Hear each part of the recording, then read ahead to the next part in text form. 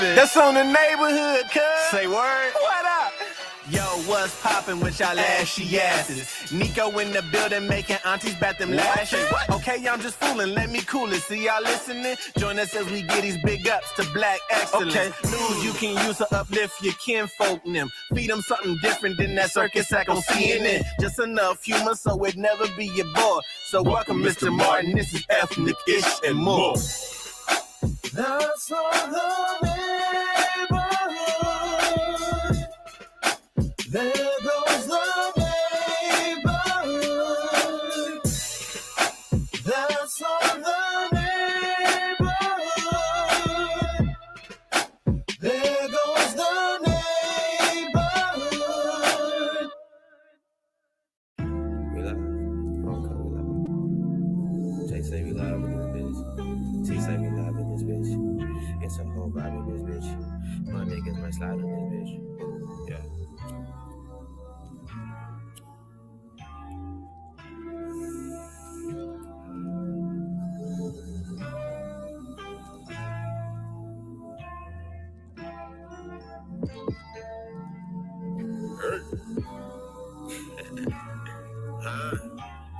I ain't tripping off no nigga with a tongue on my name, but they ring me no check. I'm taxing every word that's facts. So many L's to the face can't match. Never get caught up in he say when she said that she know this young king the man now. I got a plan, I ain't waiting for action, I'm making it happen, no handouts. I ain't tripping off no nigga with a tongue on my name, but they ring me no check. I'm taxing every word that's facts. Too many L's to the face can't match. I never get caught up in he say when she said that she know this young king the man now. I got a plan, I ain't waiting for action, I'm making it happen, I'm making it happen. I can't be tripping, but I'm on the mission. Some niggas was dipping while I'm bringing chips, and I'm harder than Crimson and finding fairly high. Now they wanna fuck with the squad. Now they wanna sit in my pie. Gave niggas a plate, but they wanna eat. Not at the table full. They wanna show they teeth. Keep your churro said, cause this ain't gluten free. Damn. Crab back in the kitchen, and no telling what he cooking like God. Damn. Feeling good, high shoes, switch your overboard, nigga, I tap. Slice. God lead the past in the ashes. Some niggas don't make it like classes. I wanna teach, but can't force feed lessons. That's why I ain't tripping off no nigga with a tongue on my name, but they ring me no check. I'm taxing every word that's facts. Too many L's to the face can't match. Never get caught up in he say when she said that she know this young king the man now. I got a plan, I ain't waiting for action, I'm making it happen, no handouts. I ain't tripping off no nigga with a tongue on my name, but they ring me no check. I'm taxing every word that's facts. Too many L's to the face can't match. I never get caught up in he say when she said that she know this young king the man now. I got a plan, I ain't waiting for action, I'm making it happen, I'm making it happen. Niggas be faking the funk, what I got in my blood, nothing less than the best. Now why would I stress? Let's keep it blunt. You ain't in the gym, you shoot ball just for fun. See, I'm on the run, going straight to my destiny. I don't question them when they keep blessing me. Mr. Fantastic, my baby stretching me, but for them I pull it all together. See, it's nothing better. Hit my weed like it's butter. I can't believe it's not butter. TJ told me it's that new exotic. Gotta be, I just passed it to Scotty. In the sanctuary where I'm sparring. And you know my angels well guarded. Demons wanna try to keep me down, but you know me, it's heaven always around. I ain't tripping off no nigga with a tongue on my name, but they ring me no check. I'm taxing every word that's facts. Too many L's to the face can't match. Never get caught up in he say when she said that she know this young king the man now. I got a plan, I ain't waiting for action, I'm making it happen, no handouts. I ain't tripping off no nigga with a tongue on my name, but they ring me no check. I'm taxing every word that's facts. Too many L's to the face can't match. I never get caught up in he say when she said that she know this young king the man now. I got a plan, I ain't waiting for action, I'm making it happen, I'm making it happen.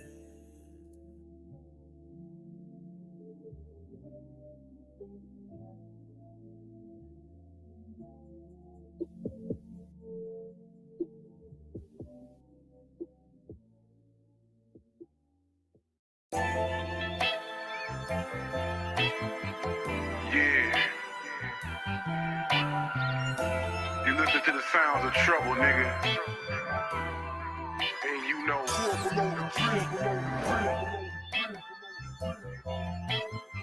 Just thought I'd put that out there. Real nigga shit. Trouble. Hey.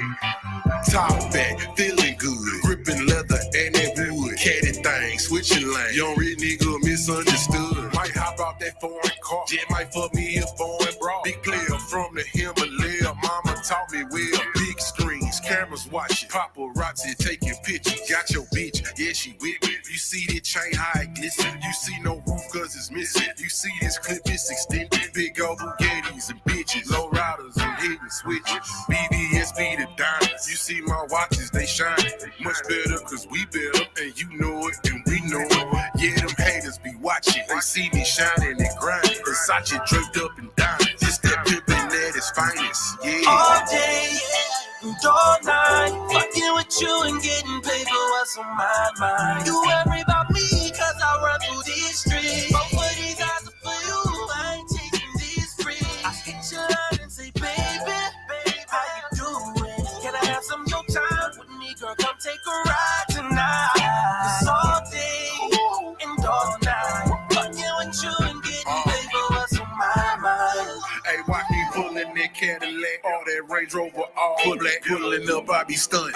Old school by the 100 rack. I be damn that's a bag, ho. J might hop out that Jag. Switching lanes down 64. Blowing smoke, catch me riding. Hey, got a bitch and she rolling up. Just stay quiet and stay pulling up. Got that drink, it's up in my cup. You see me swerving and sipping. Don't get it twisted, it's with me, ho. Got that fine, I'm busting, ho. And I ain't missing no witnesses. Hey, just respect this big pimpin', ho. When you see me, I be clean as fuck. Don't be tripping, don't be worried about what's in my cup. Casamigo, don't be worried about what's in my blunt. Runs, black and stick, you want a sample, come and pay that ticket. It's for the low truck. All day, and all night, fucking with you and getting paper, what's on my mind? You worry about me, cause I run through these streets. Both of these eyes are for you, I ain't taking these free. I hit your line and say, baby, how you doing? Can I have some of your time with me, girl? Come take a ride tonight. Cause all day, and all night, fucking with you and getting paper, what's on my mind? Hey, when you see me, I be clean as fuck. Don't be tripping, don't be worried about what's in my cup. Casamigo, don't be worried about what's in my blunt. Black and sticky, want a sample, come and pay that ticket. It's for the low truck.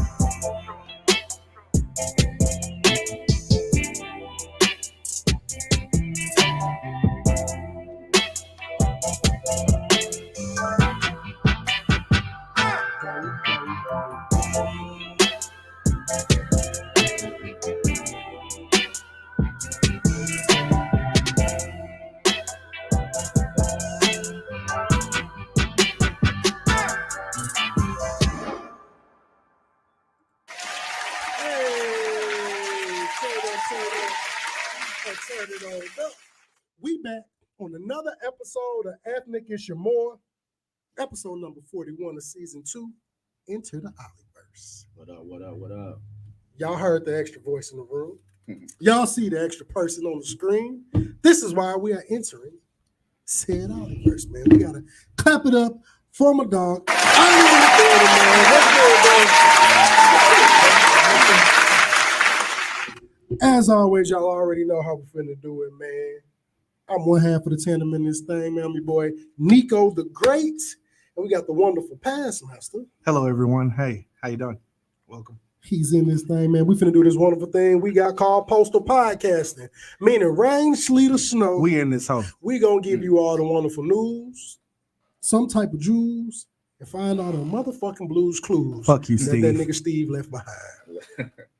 In one of his bids he was doing, or whatever he had going on. One of the 5011 Steves that we got.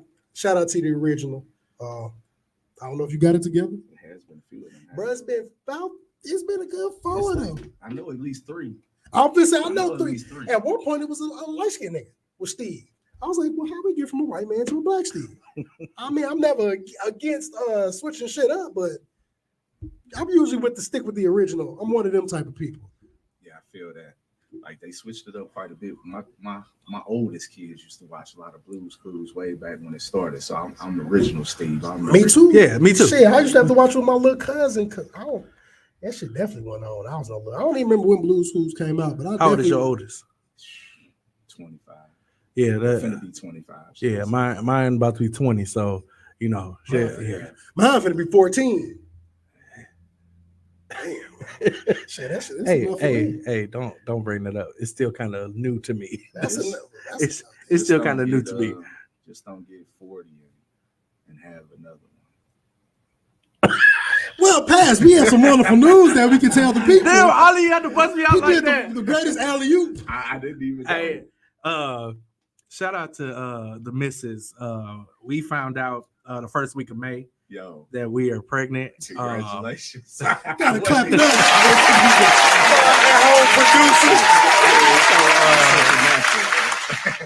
It worked out. Yeah, so it's crazy. Like the first week of May, obviously we've been married 5 years, been together 7, been trying literally probably 6 of those years to have a baby. Like we just was like, hey, fuck it, I ain't pulling out no more. So it is what it is.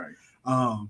And just it wasn't in God's time or God's plan to have a baby earlier. Mhm. And then the first week of May, we've been dealing with a lot in 24.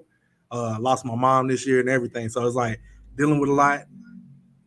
First week of May, my sister noticed that my wife was acting weird, doing certain things. And I noticed she had been doing some things too, but all of the shit was explainable by everything else. Like she was like one day, she was like, my breast hurt. I'm like, well, we just found out your auntie had breast cancer. So we worried about that. Sure, yeah. You know what I'm saying?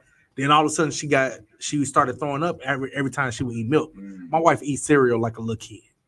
Big ass bowl, like just like a 5-year-old. You give him a big ass bowl of cereal and she good. And she all of a sudden started throwing up. And lactose intolerant. I'm like, well, your daddy was lactose intolerant, your brother is, a lot of people in your family. So maybe it's that. It was time. Right. Man, first week of May, my sister was like, hey, I think you should take a pregnancy test. She took a pregnancy test. She's pregnant. We happy. We excited. About 2 weeks later, we like, all right, well, her doctor said since you're newly pregnant, you can do this 5K. So my wife is big into fitness, so she did that. She wanted to do this run walk. So she does a 10K. Mm. And everything was cool. Like I was like, hey, just take it easy. You're pregnant. And both my wife and I are 40, like she's 40, I'm 41. So we like, yeah. So we like, hey, I'm like, you older. I know this is gonna be high risk. Just chill. Next day, she called me. We gotta go to the emergency room. I'm bleeding. I'm like, man. We just found out 2 weeks ago. Now you about to take it from us? Well, I can't take too much more, guy. Like, hey. And sure enough, we get there. We doing a damn. They do the ultrasound in the emergency room. They're like, how many weeks are you? She's like, probably about 6 to 8 weeks. It's like, yeah, your math ain't math. They turned the screen around. It's a whole baby in there. She was 15 weeks pregnant at that time. Wow. So we are 20 weeks pregnant now. So like when we posted on Facebook on our anniversary, which was Saturday, we already 20 weeks pregnant. So folks started calling us like, hey, y'all said due in October. Like that means like Y'all been y'all been pregnant. Yeah, we've been pregnant. We just didn't know it. So that's what it is, you know. And the day after I post my the damn baby announcement on Instagram, the goddamn Africans then got me. But I'll talk about that later. Oh yeah, he's having the baby. Congratulations again, man. Right on. So I got 20, 16, 8, and a newborn. Yeah. So yeah, I got 25. Nigga, well, 5. soon to be 25. Recently 23, 7 and 5. Oh yeah. Yeah. Oh yeah, he was there too. They like, hey, you just raising your baby's baby, huh? You just So like I ain't got no grandkids, right? Well, hey, So I that's feel the better thing you ain't about it for pawpaw me. yet. That's the thing about it for me is like I'm glad about that. My kids that's grown can get their siblings and deal with them. Yeah. And they can get that experience of what it's kind of like to be a parent without being a parent. Because I was a parent too young. Yeah. So, you know. Yeah, I was a parent at 22 and it was not I fun. was a parent at 20, got married at 20. Like I shouldn't have done none of that. But that's that part. It made me who I am. You That know part. what I'm saying? But hey. Yeah, I had my Sean I was 20 when she was pregnant, I think. Yeah, and then I was 21 when I had her. So for me to be like 20 and have my first kids, and look, I got people that's younger than that had their first kids. Of course, we all know people. Oh yeah, 15, younger than that. I know had 14. Yeah. 14, yeah. So like, but me being 20, having my first set of kids, and then my kids not having no kids At like that age. they Like fucking listen to everything. I'm like, I need you to beat my number and beyond. Yeah, live your life. You know what I'm saying? Live your life. You feel me? Okay. Yeah. Yeah, but no, I feel that. That's why I be I'm glad I got the blurred for the kids. I got one, my girl got two, so I got three. Right. And we each got a blurred. Her oldest, he like to be he one of them nonchalant, like, yeah, I'm cool when I ain't around y'all, but when he get to be himself, he's a little nerd. They love video games. I've been pushing them. I'm like, hey, she just bought him a gaming computer for his 12th birthday. And I'm like, look, if y'all gonna be serious, I'm like, bro, I know some people y'all can talk to. I'm like, let's take it serious because I hear y'all through the walls playing these games. I'm like, you got all this animation behind it. I'm like, bro, you know you can potentially make something off of it. Turn that into I'm like, when I was if you would have told me when I was your age, playing video games could turn into a profession when I got older in life, I'd have took the shit serious. Right. It was one of them, like, you on these damn video games too long. And I feel like our generation and well, my generation, y'all generation, because I'm a little bit older, but just a few years older than him. A lot of the things that we seen, shit, skateboarding, rap, hip hop, all that shit, graffiti artists, just being an artist in general, music in general. Yeah. A lot of things we came up in the society that told us like, ain't none of that gonna amount to shit. Take your ass to school. Yeah. Get in debt. That's what they was. That was the. That's all they was preaching. You know what's funny is to piggyback. Me and my wife was watching Drumline the other day, and remember the big issue with old girl was that she wanted to be a dance major, but her parents was like, "That's not a real major." Yeah. You know what I'm saying? And now I know people who have turned dancing but it is into a full-blown career. We've watched people over the years. Debbie Allen. I mean, like exactly. I grew up. My little known fun fact people don't be knowing about me is I used to dance.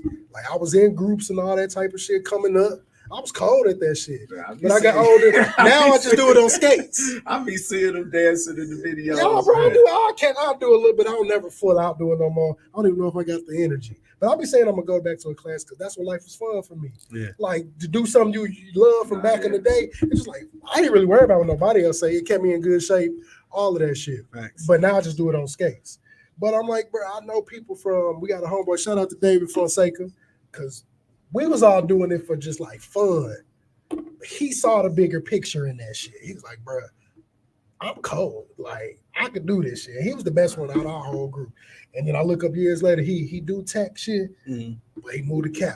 So he could be closer to what he want to do. He done been on all type of professional stages doing that shit and just pure hip-hop dancing.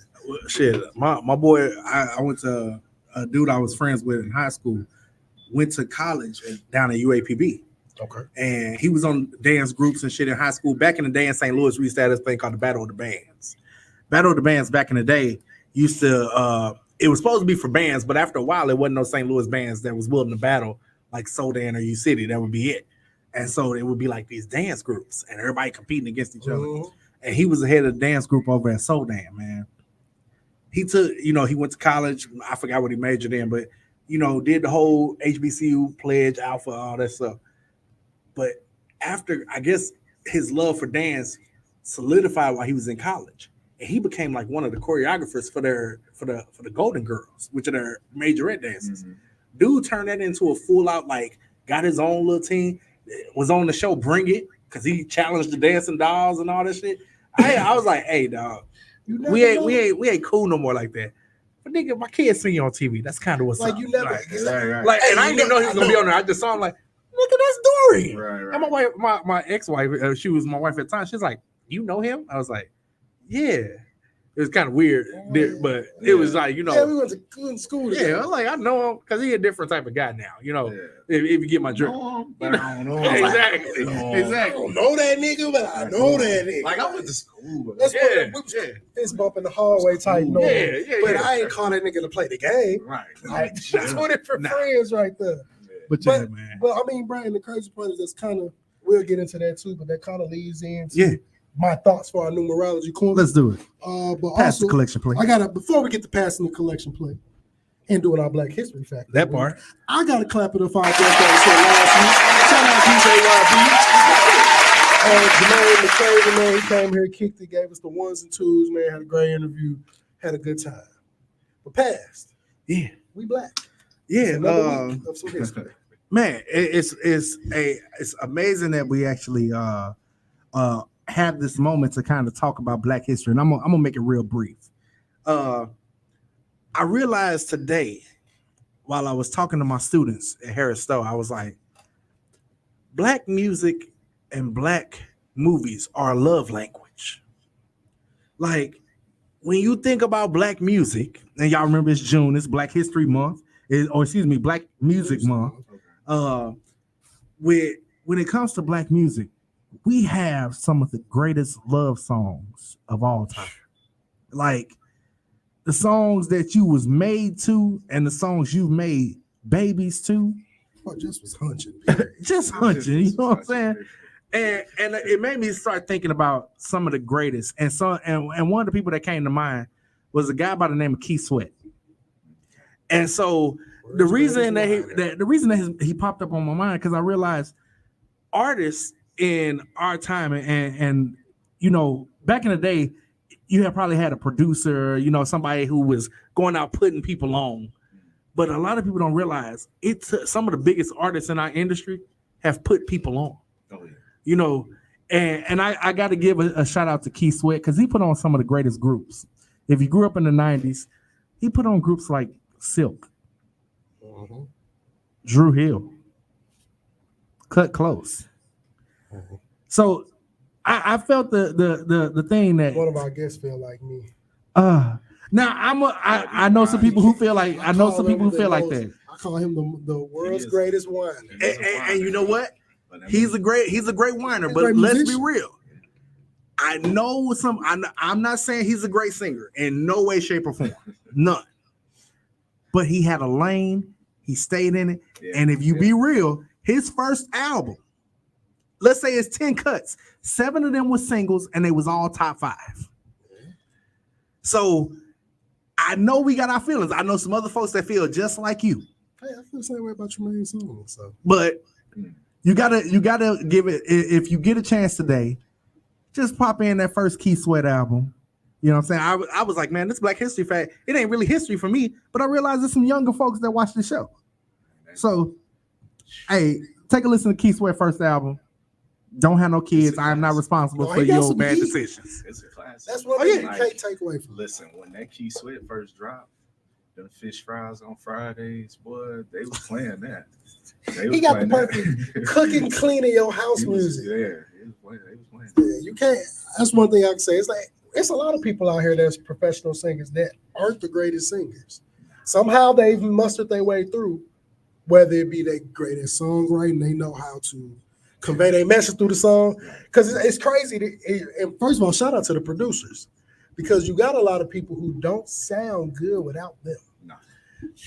I.e. Music Soul Child.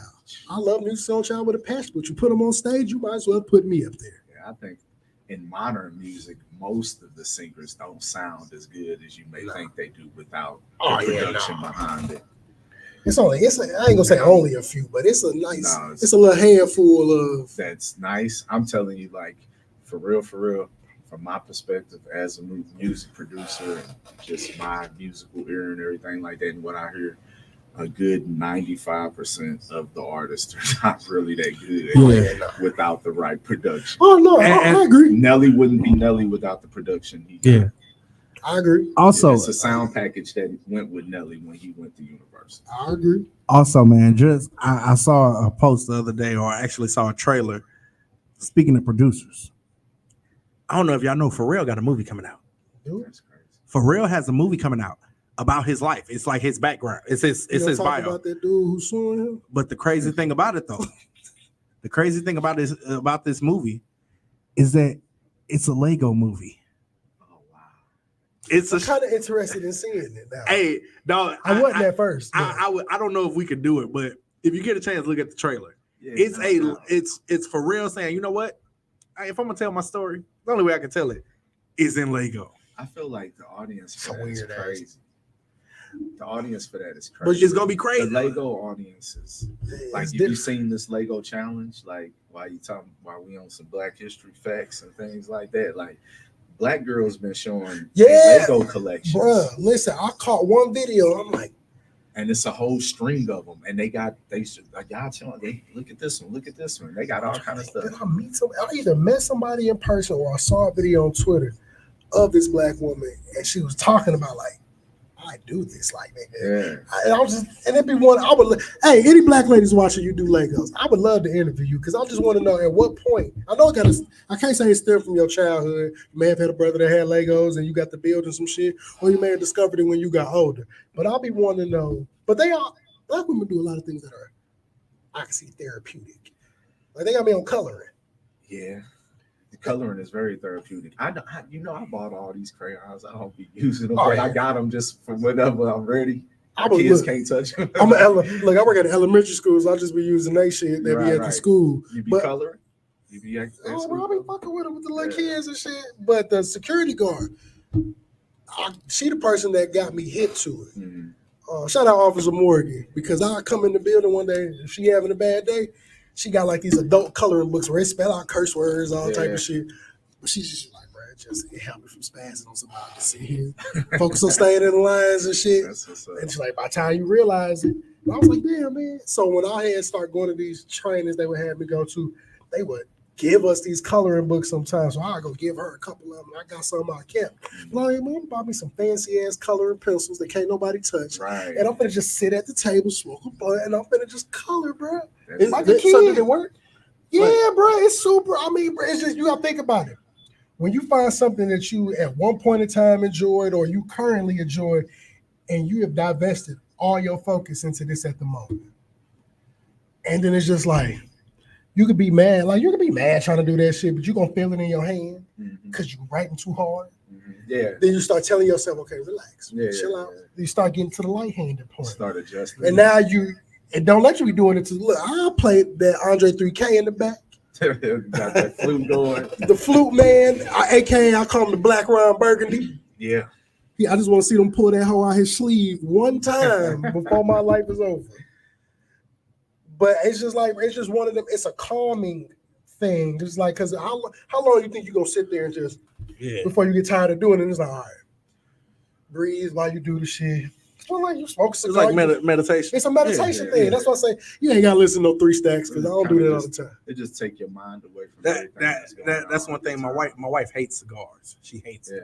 But it's my meditation. It's my, as much shit goes on in my life, it's like hey, I need this. But that's great. You get to stop and focus. Like, just smoke. Especially if you smoke by yourself, you're not talking. Right. You're just listening to your inner thoughts at this point in time. You listen to music, you're getting the vibe. I do that with skating. Like, that's why it could be we can have 100 skaters that have met me call in from the ring. And I guarantee you all 100 of them damn near be like, yeah, that nigga don't talk in here. And I'm gonna talk to the motherfucker when I want to, but I'm not here for that. I'm here for my therapy session that I pay $8 for. Right. I don't gotta. And if I want to talk, cool, I could do that. But if it's one of them sessions where I gotta wear headphones, I'll just put the motherfuckers on and I'll zone out for hours. I used to go skating, bro, 4 or 5 times a week, 4 hours, 3 to 4 hours a time. And it's just, bro, I'll be pissed. I could have a horrible day. I'll smoke a blunt on the way to the ring, get in there, lace them motherfuckers up. As soon as I slide across that floor the first time, like butter, it's a wrap. By the time I end that bitch, I'm drenched in sweat. I guess it's the same way for people who go to the use the gym. Yeah, that's how I used to be when I skateboarded. When I would ride my skateboard, I just get on it. Next thing you know, I look up and like, damn, I'm here. You know, that's what it is. It's just like I done came this far. Like, you know what I'm saying? I did that shit walking drunk one time downtown Chicago. Anybody's ever been to downtown Chicago and live in Chicago? I'm from the Chicago area. I've walked from downtown to Addison, which is the Cubs Stadium. Oh. So that's a good. I know if I was going south, it would be 35 blocks. I think the Sox Stadium's on 35th Street. So the Cubs gotta be in somewhere type of number like that if they had numbers going that way. Because all the numbers go south, presidents and all that type of shit, and just random names go the other way. So I'm like, bro, but it was one of them. We was drunk. It was 2 of us. It was me walking by myself. I'm like, shit, it's summertime shit. I'm finna go outside of the dorms. Y'all kick it. We'll be back. It's a homeboy birthday. It's taking too long for me. I'm already drunk. Then they call me like, bro, where you at? We finna turn up. Let's go walk. So I had to double back, come get these niggas. We meet up and walk. And before you know it, we just walked so far. It was one of them like, shit, it's gonna take just as long to walk back. So we could just keep going till we done and catch the L train back down to the room and shit. So now I'm getting to see parts of Chicago I thought I'd never see on foot. Right. And I'm just like, bro, this therapeutic as fuck. I'm like, I just straight did this shit without y'all. But it's just the being able to be within your own peace of mind and whatever you do. And so utilize that type of shit, my people. Which leads me into my wonderful numerology corner. Yes, sir. For the numerology corner, since you are first time here, is me taking the number of the episode, going to my favorite website, sunsigns.org. Shout out to y'all. And I find something within their angel number section for that number that I feel can correlate to whether my life or really the masses. Because I'm here to pass the collection plate around. It ain't a real plate. I ain't asking y'all for no money. Unless you want to donate, who am I to tell you no? But it's here to, it's rare like I find something that don't correlate with somebody, whether it's in the audience, whether it's on at the show. So for the number 41, it's a communication from the ministering angels that your mindset and feelings should be hopeful and affirmative. Your ideals and actions are getting converted into physical realities that are beneficial to you in your real life. You should work with self-belief and hope that your efforts to accomplish your ambitions will yield the expected outcome. Faith without work is dead. Put in that work, manifest and divest yourself in the work that you are doing. And generally 9 times out of 10, you get back what you putting out into it. And I learned that a lot. I learned that with their masonry. You get out of masonry what you put into it. Right. It's just like you treat life like a ATM. You don't deposit no money or a bank. If you don't deposit no money, you ain't got nothing to take out of the bank, the ATM when you get there. So you got to pour into the stuff. You got to truly believe like what you're doing is in your right path and direction, is where you headed, whatever come along with that journey. Because all journeys ain't perfect. And if you're looking forward to be perfect, you'll never complete the journey.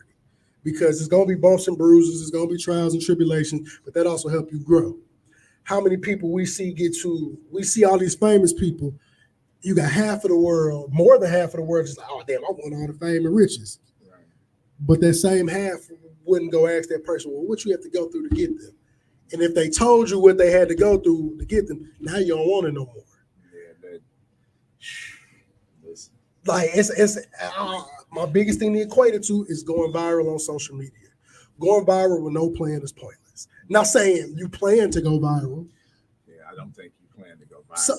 Some people, I mean, I've seen people create content with the intent, like, I think this will go viral. The more that it's that going viral has been a thing, the more we've seen people try to create the viral moment. Yeah. But for me, I feel like people know what's authentic and what they know what's fake. They know. We hope. And it's well, people say you right. You right. We hope. I can't Social media allowed the kids who's supposed to be in the gen ed classes and the kids who's supposed to be in SPED to be in the same room together. Yeah. So it allowed people who normally wouldn't cross paths or talk to each other to have that intellectual conversation. It's one of the things I constantly have to tell myself when talking to people on Facebook. It's like I go look at the fucking profile picture, man. I'm gonna tell you the truth. I go look at the profile picture and I scroll a couple and I'm like, you know what? I don't listen. This is a person that I might have to harm if I see them in the streets. Yeah, that's why I don't go there, bro. Because they're not mentally on the same platform that I am. It's just the truth. I had to get to a space in my life a couple years ago where I had to purge my social media. It's time, you know, and it, like that's honestly, I hate that I lost my Instagram. Like, but I looked at it. It was like, you know what? I've been meaning to purge anyway because you know, I look at not every follower is meant to be a good follower. You know what I'm saying? You got your spies and all that shit and your haters, but then you also you realize there's some people in your life who are literally looking at your shit for your downfall. They waiting for your downfall.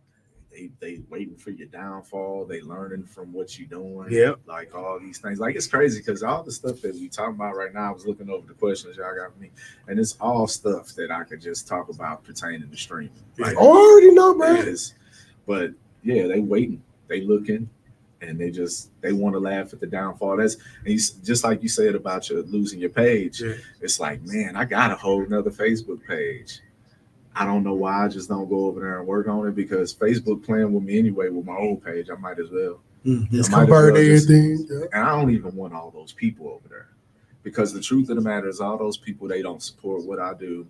You know, why don't I have 100 viewers? Why don't you have 100 viewers right now? Why y'all don't have 100 viewers on one place right now? There's no reason. There's no reason not. Especially when you got thousands of friends. Well, first of all, you got thousands of friends, but then you got like, this is a structured thing. I watch people all the time. They go live and they're just doing shit. Just doing shit, bro. And it be having hella people. And I ain't want to knock it. Get yours. Yeah, but you know, it's like TikTok has made. So one of the things I've been talking about with streaming since I've really been getting into it is that, like you said, the gen ed and the sped kids in one room. With streaming, you are watching people's their mental illness unfold live. Mm-hmm. I watch it all the time. We've had it happen live on here. Twice. And so it's like, what's up, brother? But the thing about it is that people like to watch that. So that's why if you doing something positive, and then they're acting a retard, just for lack of better words. Like that kid that you just said, I can't stand that dude. What's up, brother? I can't stand. Oh, you ain't never seen him? I can't stand it's I started seeing the viral clips. People responding to it or people doing his challenge first. It's a cat who gets on TikTok and Twitch and all that, plays video games. He plays Madden, but he's sped. No, he's not. Is he? He's not. That's why I don't like him. No, because it was a girl that trying to get over like that. He's playing a part. So I think know it. I'm thinking he was spared for real because you get somebody who's like either that or highly autistic. That's just like. Well, I don't know how familiar y'all are with streamers, but there's a black dude. I am Speed. He be acting slow than a motherfucker. Ain't nothing wrong. Okay, but you can tell because I've seen him talk regular. I'm like, bro, it's a part that they play. That's like my biggest problem with streaming and everything. Like it's so fake. Like everybody's you playing a role. But see, how I look at it, because me and my girl talk about it all the time. If social media, and not even saying pertaining back then, because I could do it now. But back then, if you would have gave me this type of stuff, doing the shit we was doing as kids, I would be them niggas. Now, I would be up there, bro. If there was a stream rolling back when I was a motherfucking teenager in my motherfucking bedroom in my mama's house, when I was spinning records and all my homies was in there, we was playing Tekken all day, smoking, and just doing what we was doing, we would have been right in the same be in the same position. But the thing for a lot of us is at the same time is that with the lifestyle that we had, me particularly, and my group of peoples from my block, the camera wouldn't have been rolling probably. That part. You know what I'm saying? Because we had the camcorders and everything then. Like I had it. I used to take my parents' shit. But the thing is that wasn't nobody thinking about let's make a motherfucking mixtape of all the shit we just be doing. What's crazy, man, when I was in college, man, I went to Tennessee State University, and man, my roommate at TSU, my boy Jason, shout out to Jay Free. Jason showed me a video of when he was in high school. That he from Montgomery, Alabama. They used to go to Tuskegee for this event called Players Ball. It was basically Players Ball was Freaknik that wasn't Freaknik. You know what I'm saying? And he had a video. And we watched his video. Like I was enthralled for like 2 hours watching a video, and it's somebody with a camcorder. I'm seeing motherfuckers Joan and motherfuckers, doing all shit, but ass and titties everywhere. I'm like, can't go wrong with that. I gotta watch this. Like, you know what I'm saying? And when you think about it, we actually did see that though. We did see the creation of that because we all grew up on Girls Gone Wild. Well, my 8th grade art teacher was in Snoop Dogg Girls Gone Wild. The difference about it is though, did we grow up on it or did we just grow up seeing it? Because the thing about like Girls Gone Wild, yeah, we synced that, but I ain't never had the a Girls whole Gone Wild DVD or a tape. Now the difference is now is that you got the internet. Yeah. So any kid that knows how to fucking type, and that ain't hard. Like and you even got to spell correctly. Yeah. We got kids at school looking up sex shit, can't spell it. Half of the most popular videos, okay, Sexy Red, for instance, YouTube videos, know she do 1 million. That's why she in the position she in, because she was doing 1 million before she was even in this position. All right, look at the hashtags on those videos. It got Sexy Red hashtag 10 different ways because people don't know how to spell it. They spelling it SEXIRED, SEXYRED, SEXYREDD. Like that's 3 ways right there. You know what I'm saying? So the hashtags. You look as an educator, I'm appalled. Yeah. As an educator, I'm appalled. But no, bro, I'm not surprised because I had 2 weeks in the school. I do the iPads at my elementary school. 2 weeks in the school, 3rd grade teacher called me. She's like, Mr. I need you to look at something. She's like, I don't know how he did it because we got a firewall protection. But we got certain iPads that were, all iPads at one point came from like Apple and T-Mobile. Yeah. So we got some of them iPads that you can turn on different companies like Verizon, T-Mobile, and all that, so they can access internet because everybody family ain't got it. Right. And SLPS wasn't giving them things out like they was during COVID. Right. So little dude looked up the freakiest shit he could find. Oh, Lord. Because when I opened it up, bro, first of all, kids, we call them the technology era, and we think they so technologically smart, and a lot of them aren't, because this is all they know how to do. Scroll through shit. But as far as the inner workings of how to get rid of shit, they don't know how to do that. So his ass saved a picture of this white lady riding this white dude. I'm talking about you can see the dick going in the pussy as his motherfucking background on the web browser. Oh, wow. So everything, but he didn't realize how to get back to it to remove it. So it's at this point, he just got to try to keep the tablet closed, but the teacher saw it because he forgot all about the shit. And it's not like they tablets got codes. It's just I just press the home button and your shit come up. How old is it? He's in 3rd grade, so 8 going on 9. Yeah. And like they extra freaky now because of the intensity of social media. Yeah. Before, you had to damn near put a virus on your computer to see porn. Well, yeah. Well, with Apple products, you can't really give them a virus too easily. So yeah. If they're iPads, it doesn't.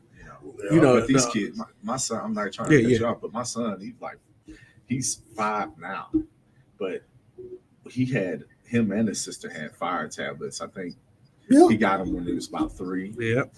Man, every time he would get his hands on it, I had to take it away from him because we've got parental protection on it, where he can't buy stuff. But he buys $25, $30 worth of stuff for more every time. Now, how is he buying it? How is he getting past the parental protection? Right. So, like, the kids, and he can't read, he can't write at that age. I mean, he's 5, he still can't. He's starting to recognize words now. You know what I'm saying? Like, see him and recognize, but he couldn't do that at that time. So, how is he getting past that? Like, now, what you said about the kid not being able to get rid of it, that's just above his pay grade for his age. The kid's pretty fucking smart to get to that. Because AJ got his own iPad, and I realized my problem with AJ. AJ had figured out, I can change the background and stuff on the iPad. That's the easy part. What he was trying to figure out is, how can I get these apps without my daddy knowing I get the apps? Yeah. So I had to go in and put a thing where it's like, hey, every time he tried to download something, he got to come to me. So I had to take that off Sean's shit because my son 13, but he one of them people. He love games. He gonna play something. The attention span don't stay there long enough. Now he want to download something else. See, and that's the problem that I have with the iPads, because we just got the kids iPads again, and that's the thing is every time they get the iPad access, well, I want to download this. I want to download that. I want to download this. I want to download that. I'm putting them away because you're not. like you're spending more time searching for things Then you are actually than playing. you are something. actually playing. When I came up, you had the Atari, you had Nintendo, you had the Sega, That you one know, year. whatever you had over the years, and you had a couple cartridges. You had to play that. You had to play that game. I'm talking about you beat the game 6-7 times More than that, because man. you have nothing else to Sometimes play. the games wasn't even beatable. Yeah. A lot of them wasn't even beatable. You just kept playing until you Like died. I think, you know, my wife and I we very old school. We got a whole Nintendo and shit, and I see her. Well, she'll play. She still at 40 years old will go turn on Zelda, and I'll be like, "Yep, she's done for the night." Because once she turn it on, she gonna stay. She's on that. Like that Nintendo has been on for 2 weeks. Because she was like, I've gotten so far that I can't turn it off because if I lose all my progress. Nintendo? So we have a system called the Retron. It's the emulator. Yeah, and so we got. Oh no! So the Retron is, yeah, I guess it would be an emulator, but it plays the real cartridges. Oh, okay. So I got it has 3 slots: Nintendo, Super Nintendo, and Sega Genesis. And she's playing that Zelda, and I'm like, fam. So she playing the actual old school game. Yeah, don't say. Yeah, bro. I remember I had a PlayStation 2, and I was getting in Grand Theft Auto Vice City. Oh, that was my shit. No, Vice City. Vice City was PlayStation. Yeah, sure. Yeah, it's classic. I'm trying to think if it was that or San Andreas, but it was. I had both, but Vice City was the one I was on. But bro, I was getting it was before I got a memory card and all that shit. Yeah. So I'm getting hella far. My mom, I was like, hey, y'all go in this room, do not turn. That motherfucker, but it's hot as hell. Thing.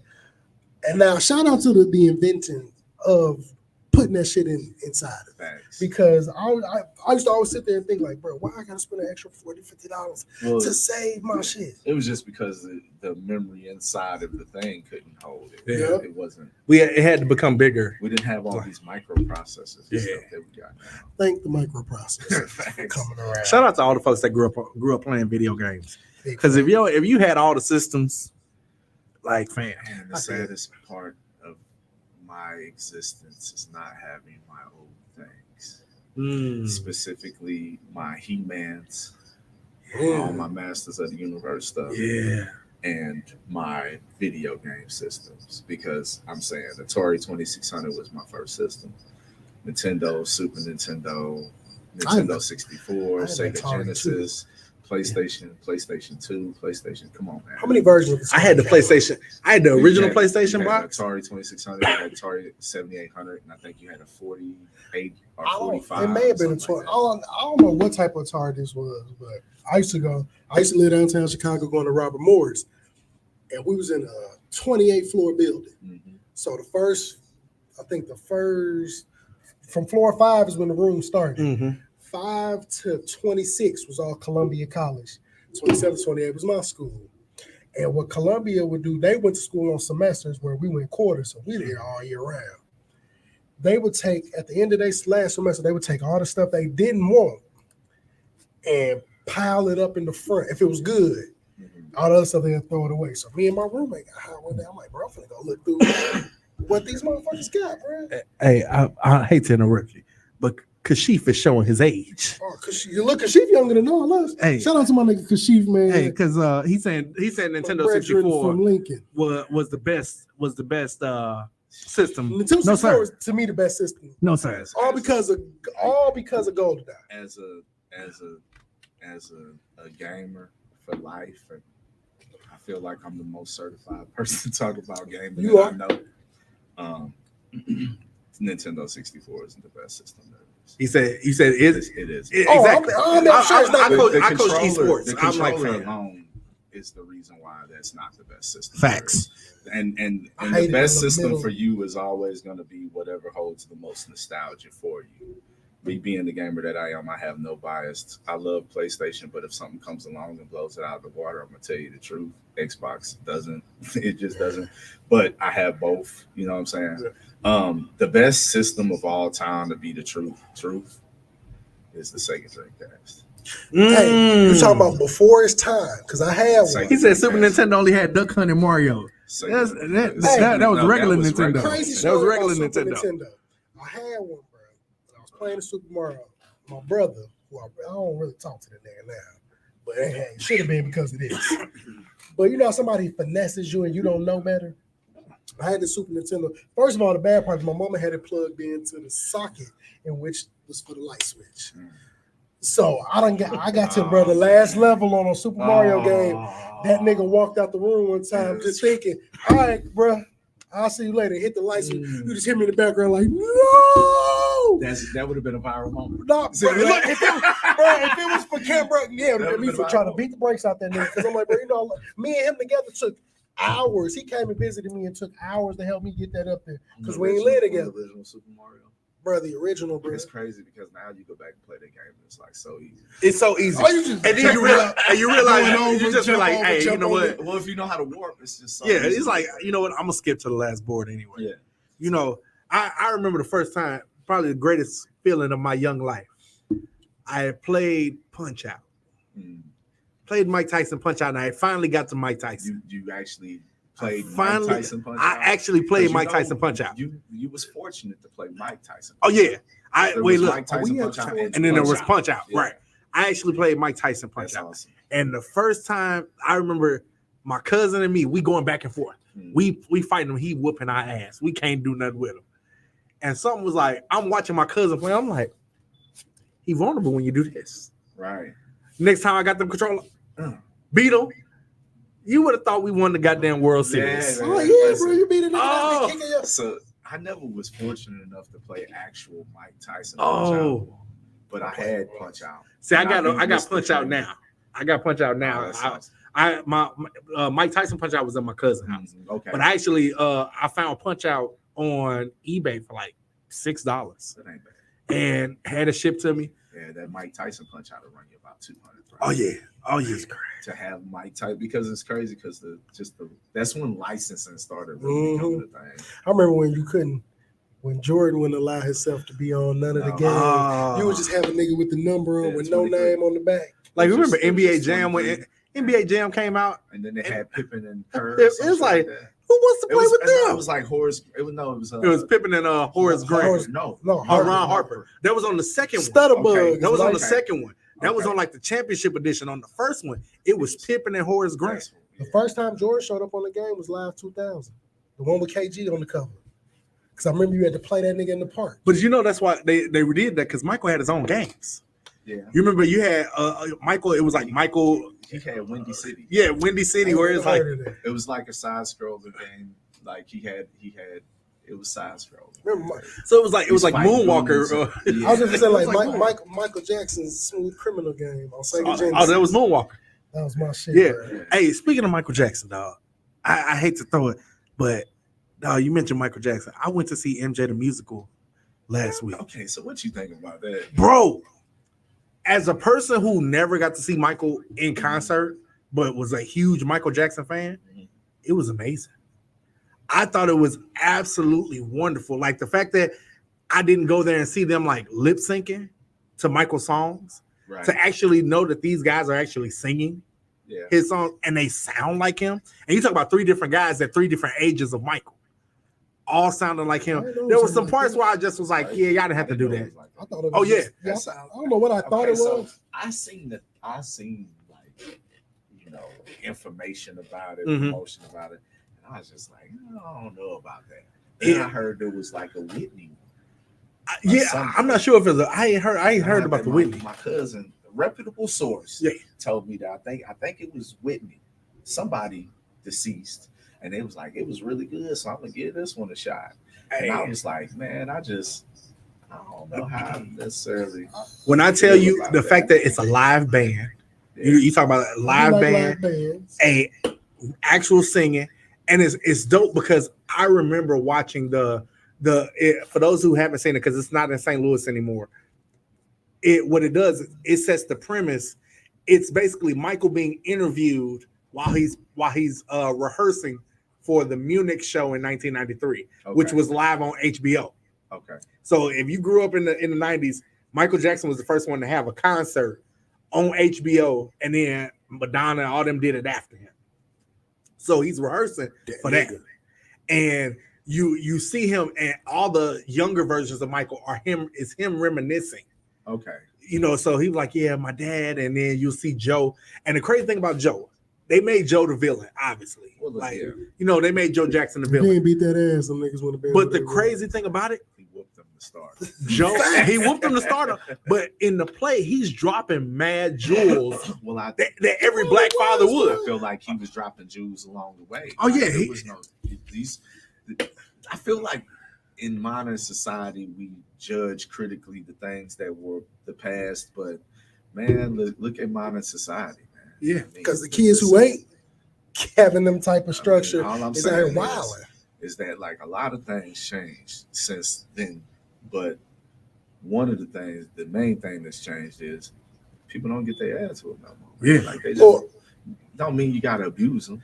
And that was the thing. You know, I heard one of the ladies behind me, like during the intermission, she was like, you know, Joe was just, she was a white lady. She was like, Joe was just so tough on Michael.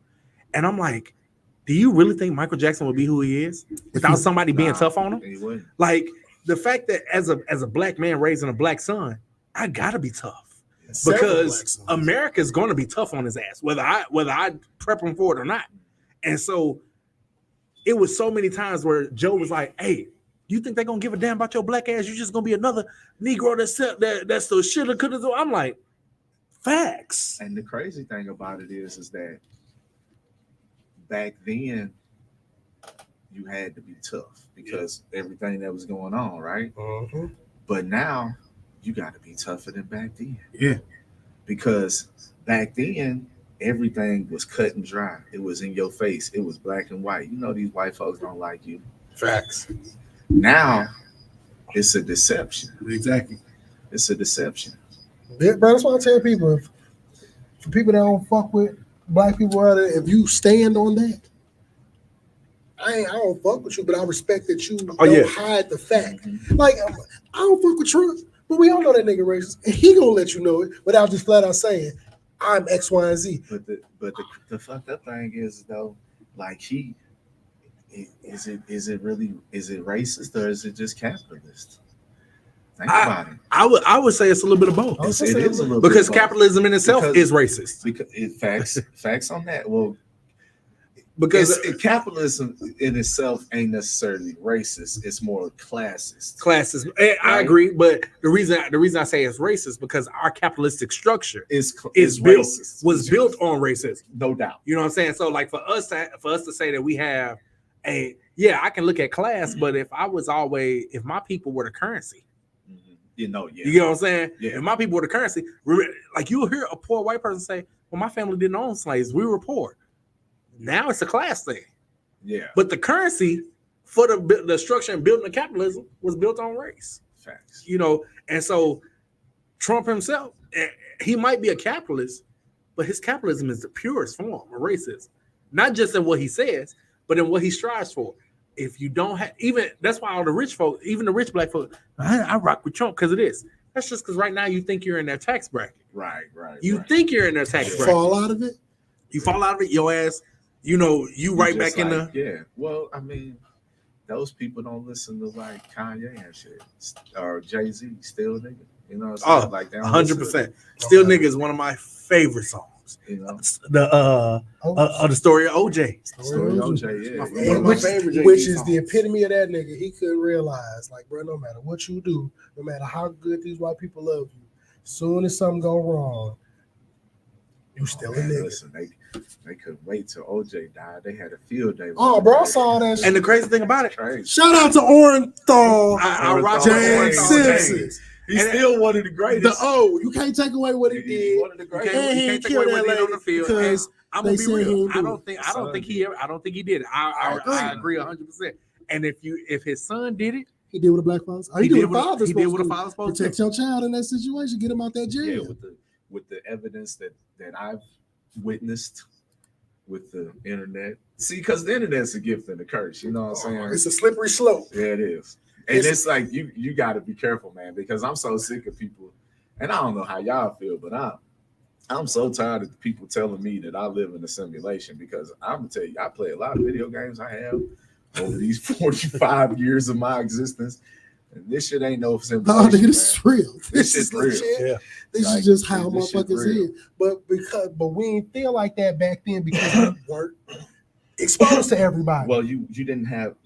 Okay, for one, I'm just in the store. I walked past a guy in the store earlier today, and he had on some hoochie daddy shorts, for lack of better words. And they was even worse than hoochie daddy shorts because these was damn near coochie cuts. Oh. And he had on, kind of like tight shirt, And I just walked past the guy. He's a black man. I got my kids with him. I ain't thinking nothing of him, because in today's society, it's like it is what it is. It is what it is. He didn't look like he was trying to be feminine or nothing. I didn't get no gay vibes from him. I just got that he looked like he just got through fucking working out. Mm-hmm. But 40 years ago,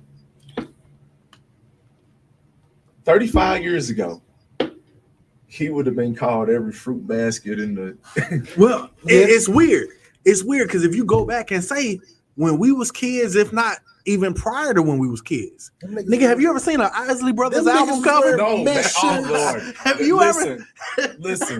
Fam, But they not thought even Rick James. Shit, nigga, Prince. But Okay, Prince and Rick but James all was of those type of those- dudes. But the Isley Brothers, we knew Ron Isley was fucking bitches, but Ron Isley had a whole crop top on. The one had nipples out. They was And he extra had on freaky. some boots and shit. They Freaky was wild. frogs. Well, but here's the thing. Okay, all of those dudes, I kind of excuse them, right? I feel Because of the type of music that they made and the era that they was coming off of. Cokehead music. But here's the crazy one. Here's the one that's That's wild to go back and see. It's like Grandmaster Fast and the Furious 5. Yeah. Like they talking about gangster shit for the time. They talking about Little- they talking about that Nigga was with leather pants on. but that was gang attire. Yeah. That was If real you gang go attire. back, And then you think about what you coming off of the disco era. A lot of them dudes, even though they started making hip hop, they That's was what in they- the discos. remember that's what they And got they mad was at gang Dr. banging. Dre. Two. You go back to you go look at the Warriors. That's how they all the I gang mean, what? banging. The original Beat It. Go look at the I'm Beat about It to say, video. Yeah. Fresh Groove and all them. Oh, yeah. It's just times have changed. I will say I hate the fact that we have embraced the prison culture. But that's the thing. If I see one more cat sagging pants, I'm gonna just I'm start. like, look, I'm gonna start working around with my frat paddle and just start slapping niggas like, yeah, put that shit up. The thing about it is, though, like how they say the saying, the more things change, the more things stay the same. I mean, like we talking about it right here. You go back and look, it's a lot of the stuff that these cats is doing now. They wearing purses and they wearing skinny jeans and they tightened up. And hoodies and It's 90-degree been going weather. this way for a minute, but it's just like fashion kind of revolves. Yeah. Artistic things revolve. You know what I'm saying? Sugar Grit said the amount of prison reality shows is scary. You know why? But they been 'Cause around. They've been around. Lockup used to be my favorite show. But what's crazy is, they had tested. They tested how well that was going to do. If in our age, we all remember how Oz did on HBO. I was gonna bring up Oz. Oz went crazy on HBO. Oz was a wild fucking show. And you're talking about so many folks watched it that it was like, well, shit. If we watching like a visualization of this shit, they'll watch the real shit. Yeah, because no. Well, I feel like it all was a progressive thing. Like if we while we on that, just let's talk about colors. Ooh. Yeah. The nation as a whole didn't see gang life like that, like that until colors came out. Now, why was that shit put out, man? For Menace to Society is an absolute legend to so many people in the black community, and I think that's fucking crazy. I literally said that today, fam. It's fucking crazy. That's a fucked up movie. It's fucked up. It's a fucked up I movie teach when you And I think say about this, it. and people be like, That's a classic, bro. They, if they really mad at me, they be like, "That's the white. That's the whitest." So I literally Like, it's today. crazy. It's insanity. Today was my first class at Harris Stowe for teaching African American studies, right? And I mentioned the fact that one of my favorite movies. I said my wife and I love languages. We quote black movies and we quote black R&B, especially 90s. Right. And so we'll be walking around the house and we just quote some shit. Right. And I told him, I said I happened to be wearing this shirt, and I said it's funny. The other day, my wife said something, and she had this, and she goes, Love should have brought your ass home last night. Mm. Classic line from Boomerang. Classic. You know what I'm saying? Classic song. Too. Exactly. And so I was saying, and I mentioned him, I said, one of my favorite lines from a movie. I said, you'll hear me say message. Yeah, you know, I say, yeah, we say that. We all say it all the time. All that time. Yeah. I said, y'all know where that's from? They're like, no. I said, that's from Don't Be a Menace to South Central while drinking Joe Juice in the Hood. Yeah. I was like, y'all seen it? Nah. I said, but y'all seen Boys in the Hood and Menace to Society. They're like, yeah. I said, that's the problem. With y'all generation. Somebody showed y'all the worst of the worst. Mm-hmm. And then y'all watched those movies like Boys in the Hood and didn't pay attention to what they was really trying to tell you. Because you listen to Doughboy, but your ass didn't listen to Furious, who was dropping all the jewels you needed. Yes. Like, I feel like for real, and that's my problem with Menace to Society is because there's absolutely no messages in that movie. It's just ain't no messages. It's like it now, given the fact of the matter that it shows like the bitter, harsh reality of their lifestyle, it does that. Yeah. But the thing about it is that what the intention of the movie wasn't what happened. It birthed like, why are you showing the kid this? First of all, why are you showing why does a 5-year-old, 10-year-old, why are you seeing this movie? Yeah. First of all, because it's a glorification. Yeah. You know, glorification of bullshit. In short, a glorification. And it's one of the movies because I'm older now. I love watching movies that I watched as a kid with an adult lens. Oh yeah. Because then it's just be like, it's just like being a kid. All the cartoons we watched as a kid, seeing them now, I'm like, niggas was wilding. Yeah. Wow. And because I didn't know no better back then. A lot of things that you didn't even realize. Like I grew up loving wrestling. Loving wrestling as a kid. 40-year-old me will go back and watch early WWF and be like, this shit was racist as hell. Oh, like the Big Boss Man was so many people's favorite wrestler. My man had a whole Confederate flag on his shirt. He was a lot of black people's favorite wrestler. You know what I'm saying? and black folks didn't like the black wrestlers that they had. JYD, Coco Beware. We didn't like that. We don't like them. Fam, they were literally the only representation we had. Junkyard Dog. Junkyard Dog. Man, shout out to Sylvester Ritter, man. That's the original. That's the name of the Junkyard Dog. Man, I watched his Dark Side of the Ring. If you were in your 30s or 40s, turn on Vice and watch them shows. Dark Side of the 90s, Dark Side of the Comedy, Dark Side of the Ring. They're basically taking shit that we grew up on and deep diving in them. Right. And fam, by the end of it, you be like, nigga. Like the Dark Side of the 90s, that whole series had me in a chokehold, bro. I was like, the same way people doing this Nickelodeon documentary. Yeah, it's like that, but across the board.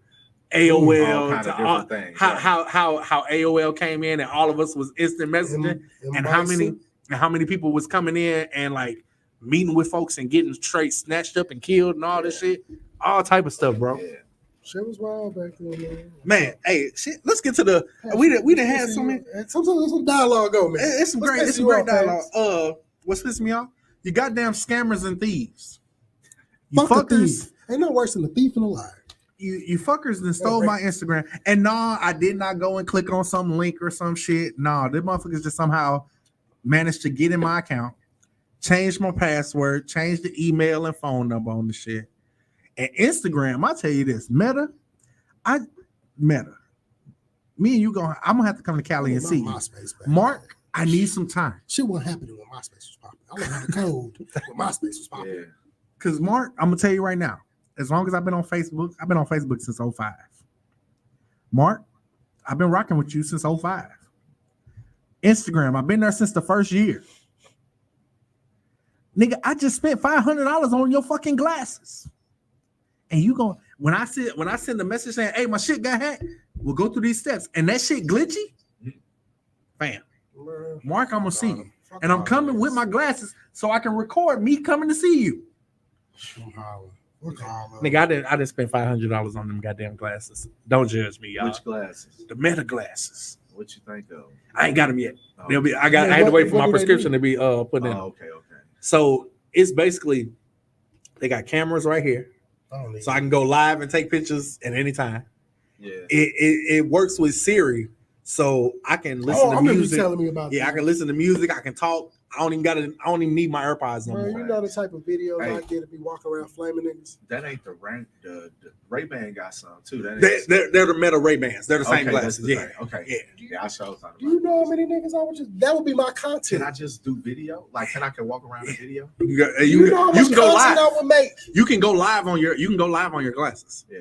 No, I don't need that because I'm walking through everywhere, cooking. I always want to do a video of me just walking, recording people, and then going back to do my voiceover to what I be thinking in my head when I'm walking through the store. Oh, I'll be because I be cooking niggas Wait, look, in the store. I'm gonna let you do it. I'm gonna give you my glasses and let you do it. Because when I tell you, I'll be cooking niggas, You bro. don't think you need to just do it live? Like, I feel like sometimes you lose the moment when you record it. But that's why I ain't did the content, bro. Yeah, because I can't. Like I said, back when we was talking about the difference of social, like how these kids who do the stupid shit. I'm at the age now where it's cringy to me. I can't set my phone up somewhere in the middle of the store and do some dumbass shit. Yeah.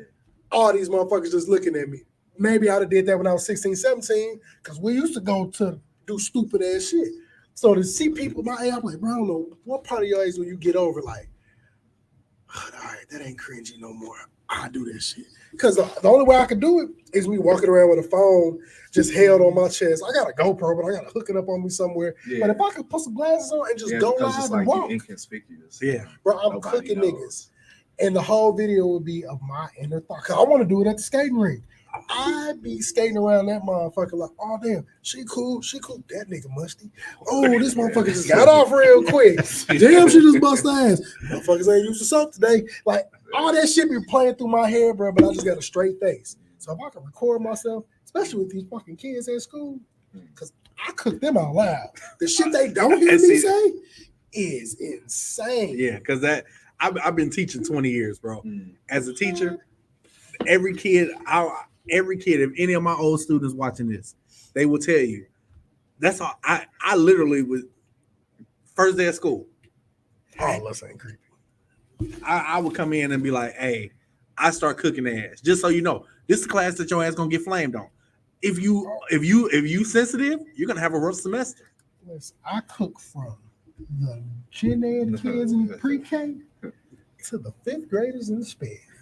Unless I know for a fact you have a physical ailment or a mental ailment, ain't nothing off limits. Because we get a little boy that used to be in sped last year. He come back to pick up his siblings. He always want to fuck with me because he thought he used to get his sped teacher hell because he would sit back there and just flame her ass for hours, and she couldn't stand his ass. So every time he come back in that motherfucker, I'll just sit there and look.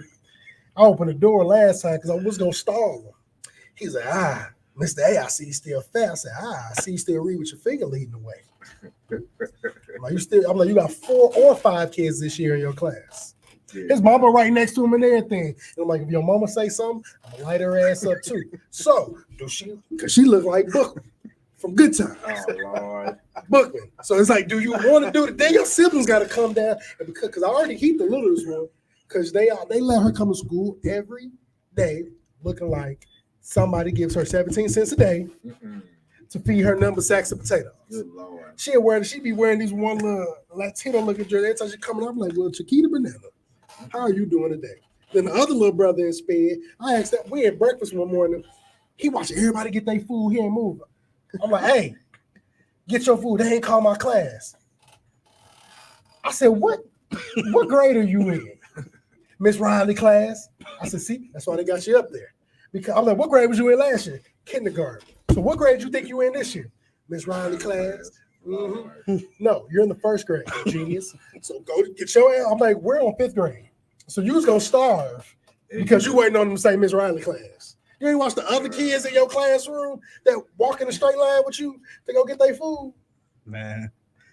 I cook everybody. The older sister, she can cook too, but she don't. I just call her short because I ain't never seen no little kid that little. She little as fuck. She hated it. I call her too tall. Complete opposite of what she is. Stop calling me that. You know that the best out of my 20 years, the best years teaching was the 5 years my dad and I taught in the same school. And my dad, that's where I got it from. Because when I first started teaching, my very first year teaching, I had a kid whose older brother or I think it was their dad that my dad had taught. So he saw my name and he immediately thought, damn, Mr. Grimes still teaching and he over here now? He come in, he see, he like, oh no, you not. He's like, you look Grimes? I'm like, yeah. He was like, man, your daddy used to roast us. I said, oh yeah, I do too. Because when I was at TSU, the roasting sessions between Boyd and imagine like the straight projects, big ass high rises, all niggas in the window. Because at TSU, we have single sex dorms. Oh, yeah, we had that for a minute at Link. So everybody sitting in the window, flaming each other from window to window. Hell no. And you just going against the other dorm, Hell no. yelling out the window. It's where it took to get to college for niggas start actually doing it back with me. Because in high school, I'll just be looking at niggas. I'm like, bro, if you sensitive, don't play with me. Like, I ain't got to talk about your mama. I ain't got to talk about your daddy. Nope. I'm going to talk about you and that little boot you be wearing. And the 5 years I taught with my dad, our classrooms was across the hall. I'm a pinpointer. I find the one flaw in you. It's just like if you was a flame of midget. I ain't got to talk crazy. I'm just put Lil in front of everything I say till you get mad because you tired of people calling you little. Like you at a little party, huh? You got a little car? You got a couple little hoes? How's that? I was like 1 foot, 2 foot, red foot, blue foot looking at. It's like, I'm just going to keep going, bro.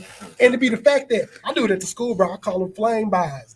A kid say something, I just walk by, boom, hit their ass and just keep going. They be like, what the fuck? One of them was like, man, if I could curse, I'll get you.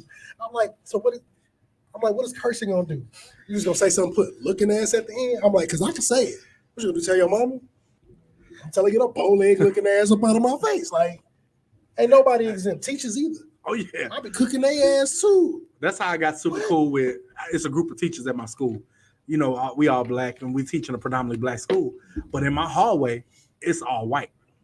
And so the teachers would be like, you know, how do you build relationships with these kids? I just walk by like, hey, you asked you today. And the kid be like, no, I'm not. You get high school kids, they don't want to fight. Oh, yeah. And see, high school kids, like that first month of school, them kids be dressed to a T, they ready. But the moment the end of September, October come, they're like, fuck, I'm just here. Yeah. And that's when my best ones come. I'm like, oh, Halloween came early for you today. Walk in the room like them heels. You been kicking on the way to school today. I get the ashy shit too. We got one boy, them reimagined bread forest came out. He wore them motherfuckers until they wasn't reimagined. Every time we pull up to school, I was like, I see you got them damn shoes on again. Damn.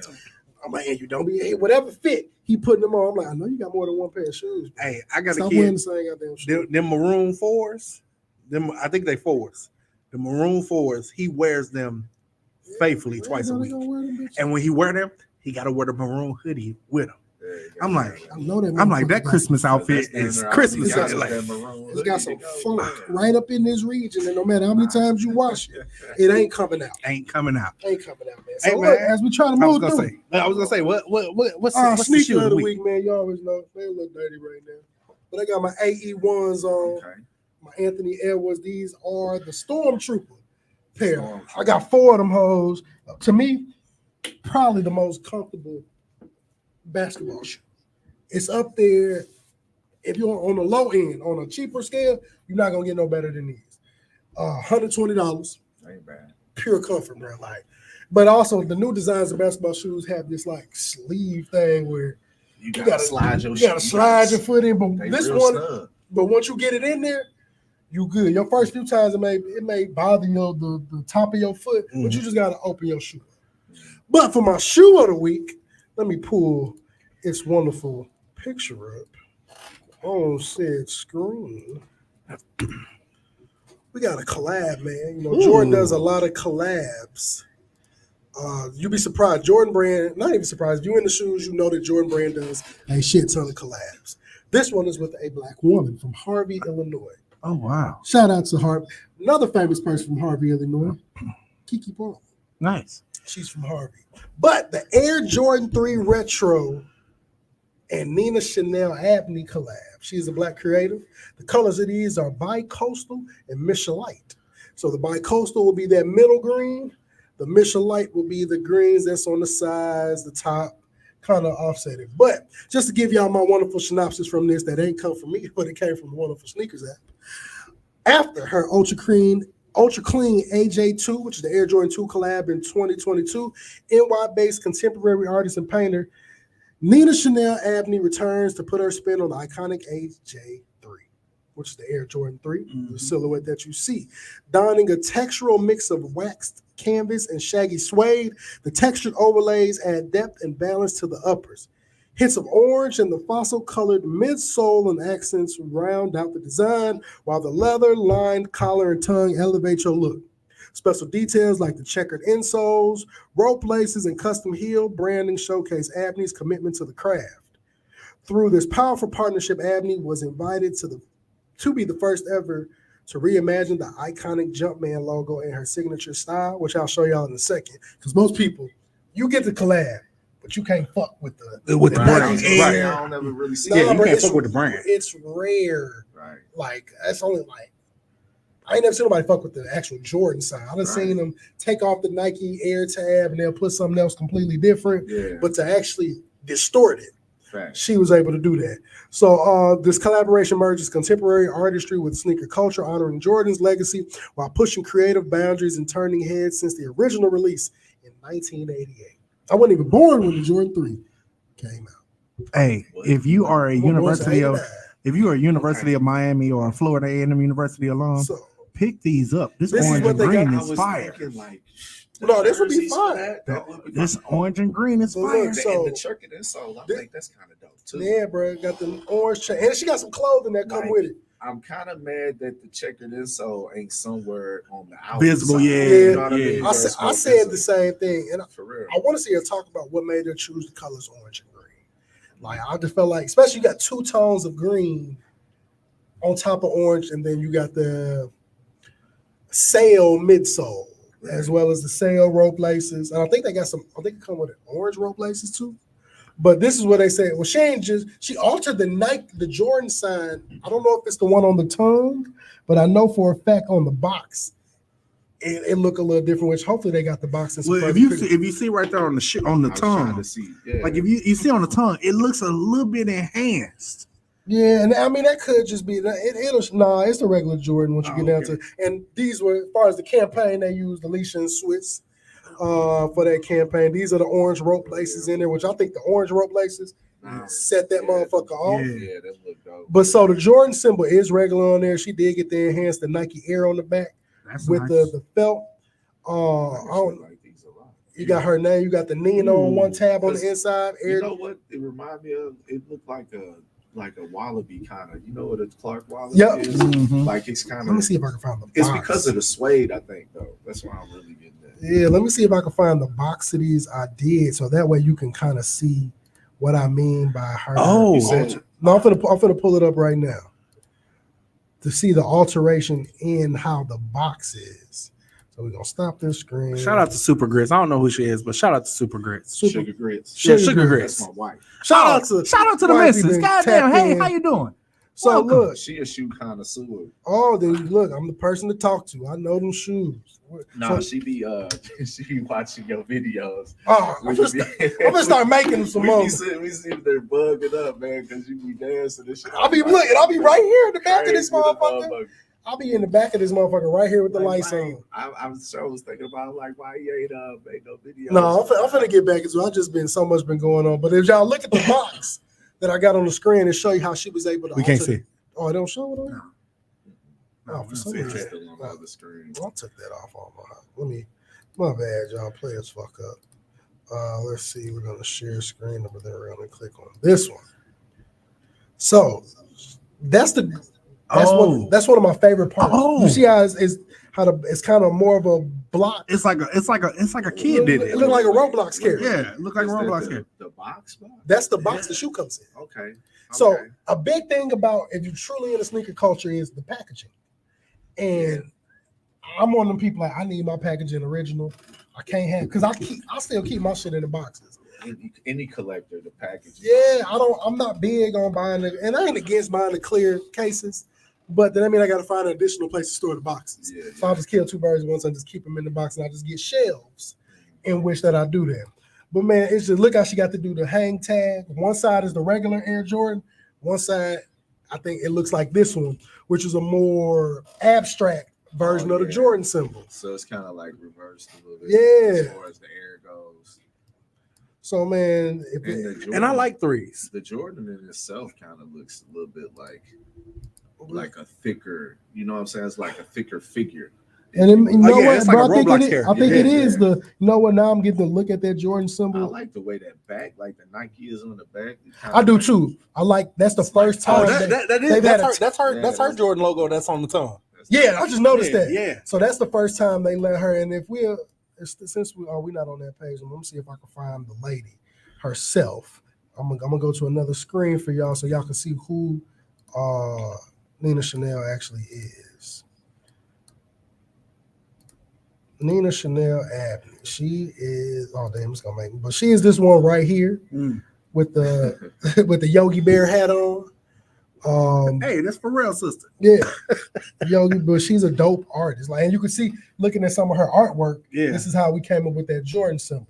If you look at that middle picture at the bottom, that's kind of how the artwork she puts out looks like. That's dope. So these shoes, they're dropping twice. It ain't like most shoes that you get a couple raffles to shoot your shit up. I'll be mad you be bending them shoes up, man.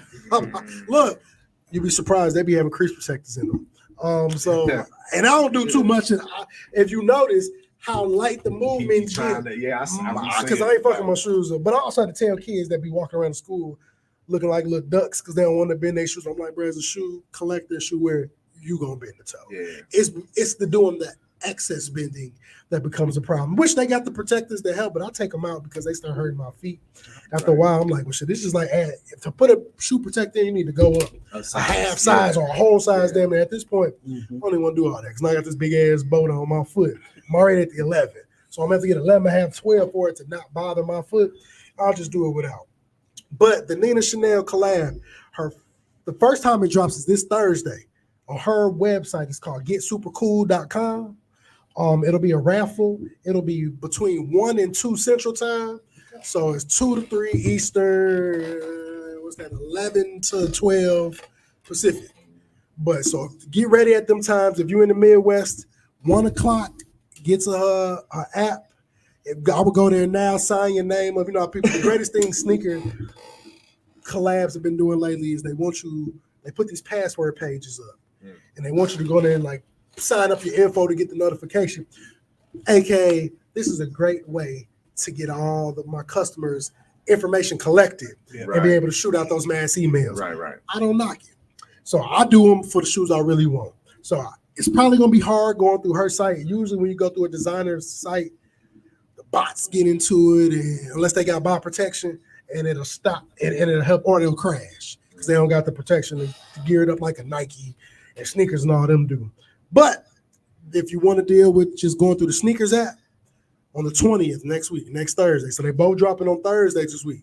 Most people know most shoes don't drop on Thursday. You get a Jordan every once in a while drop on Thursday because he drops so many.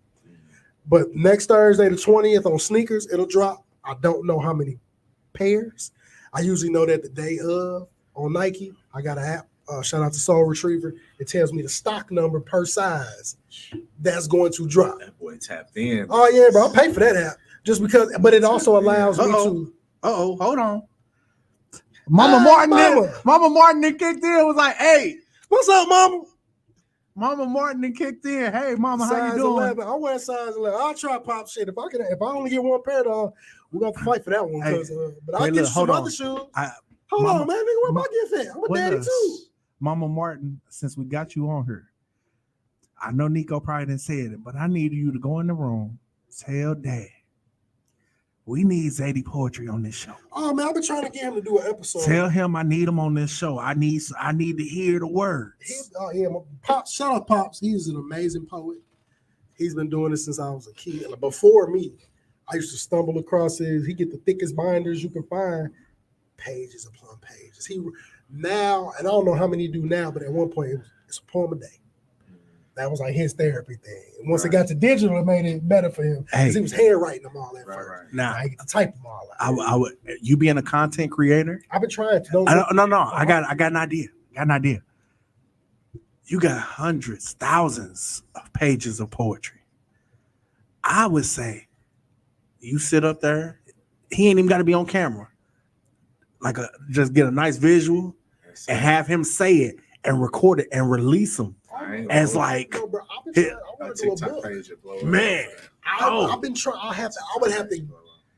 I don't know if he's got them all digitized yet, but I've already thought about that. Like, because I want to create a book out of his poetry, and they're all more like the one he got a poem written for me the day I was born. I don't know if it was done on the exact day, but I think it's titled like 3/2/89.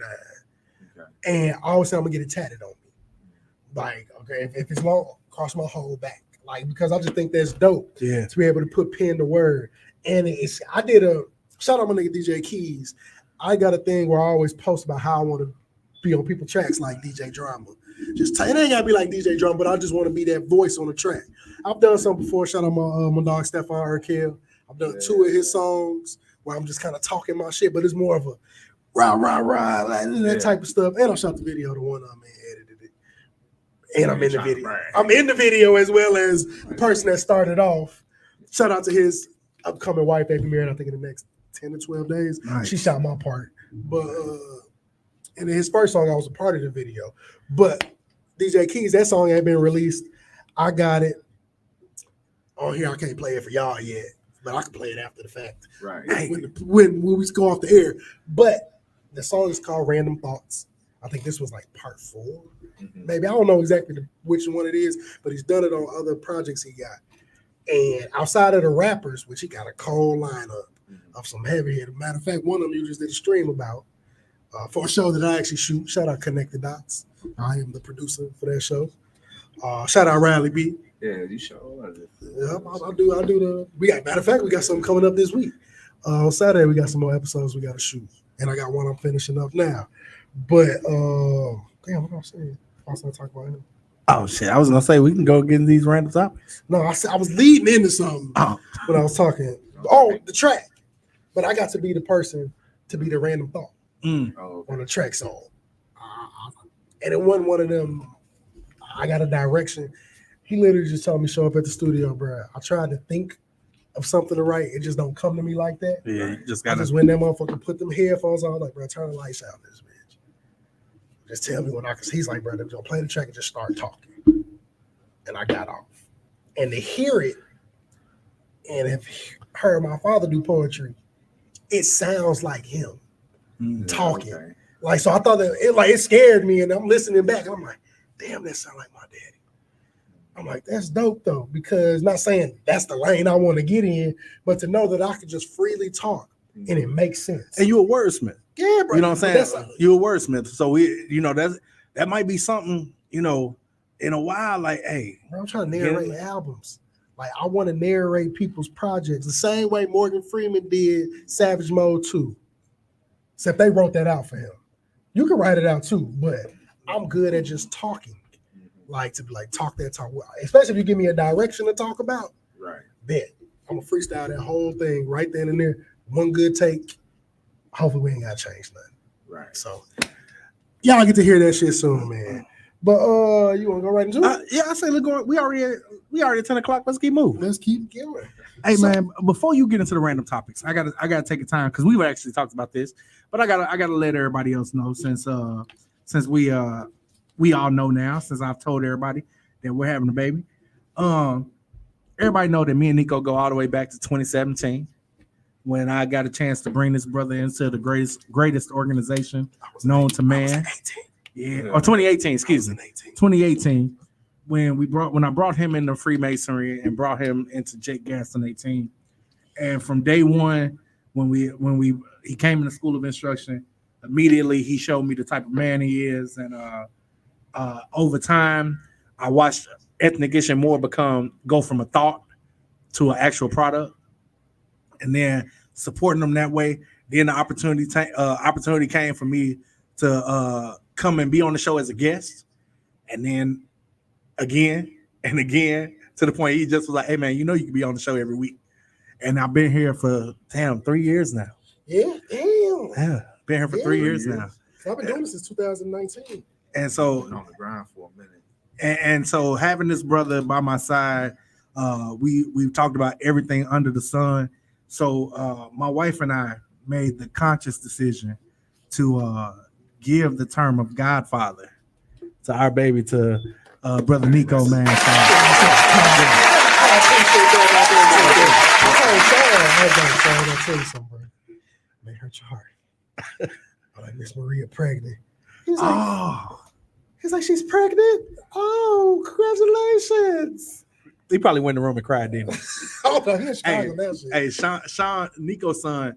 That's been a fun thing, man. Nico's son is in love with my wife. Facts. Like you know how everybody got that first crush? Yeah. I really like- believe she like. I think his first crush was Miss Maria, and I think she liked this little light skinned ass too. Because I would be like, we be in our session in the garage, we be in there talking and shit, and I see the Ring camera go off. They done went to Target. Oh, they be outside. She coming back. I'm like, you went to Target with Sean? She's like, yeah. And Sean got stuff. They be outside. I was like, hold on, you don't buy me shit at Target. What you mean? I'll be forgetting he be at the crib with us because they had just dipped, and I'm like, damn, I could have swore I came here with my child. I be telling her all the time. I say, if Sean was older, she's like, quit playing with me. She's like, I love Sean. He's so sweet. I'm just like, But shout out to my child because I don't raise no bullshit, but he is a sweet kid. But it's the fact that he got. they said, bro, turn them claps down. Hey, we can't do nothing about that. They loud. No, they lie. You gotta wait till you hear zoom that motherfucker out. Wait, look, wait till you hear the funk flex bomb. Oh yeah, I call it the Hiroshima funk. Just blew a speaker in this motherfucker. Niggas be in Japan like, yeah, damn, like the motherfucking fan went off. But no, yeah, Sean love him, man, because she kick it with him. They get to watch their favorite. They got the same movies they like. She play video games with him. Right. So it's just like having that older mother figure that's gonna kick it with you on your level. Yeah. So he loved and he enjoyed kicking it with her, man. But our first random topic, just to kind of not run through it, but it's a sensitive topic.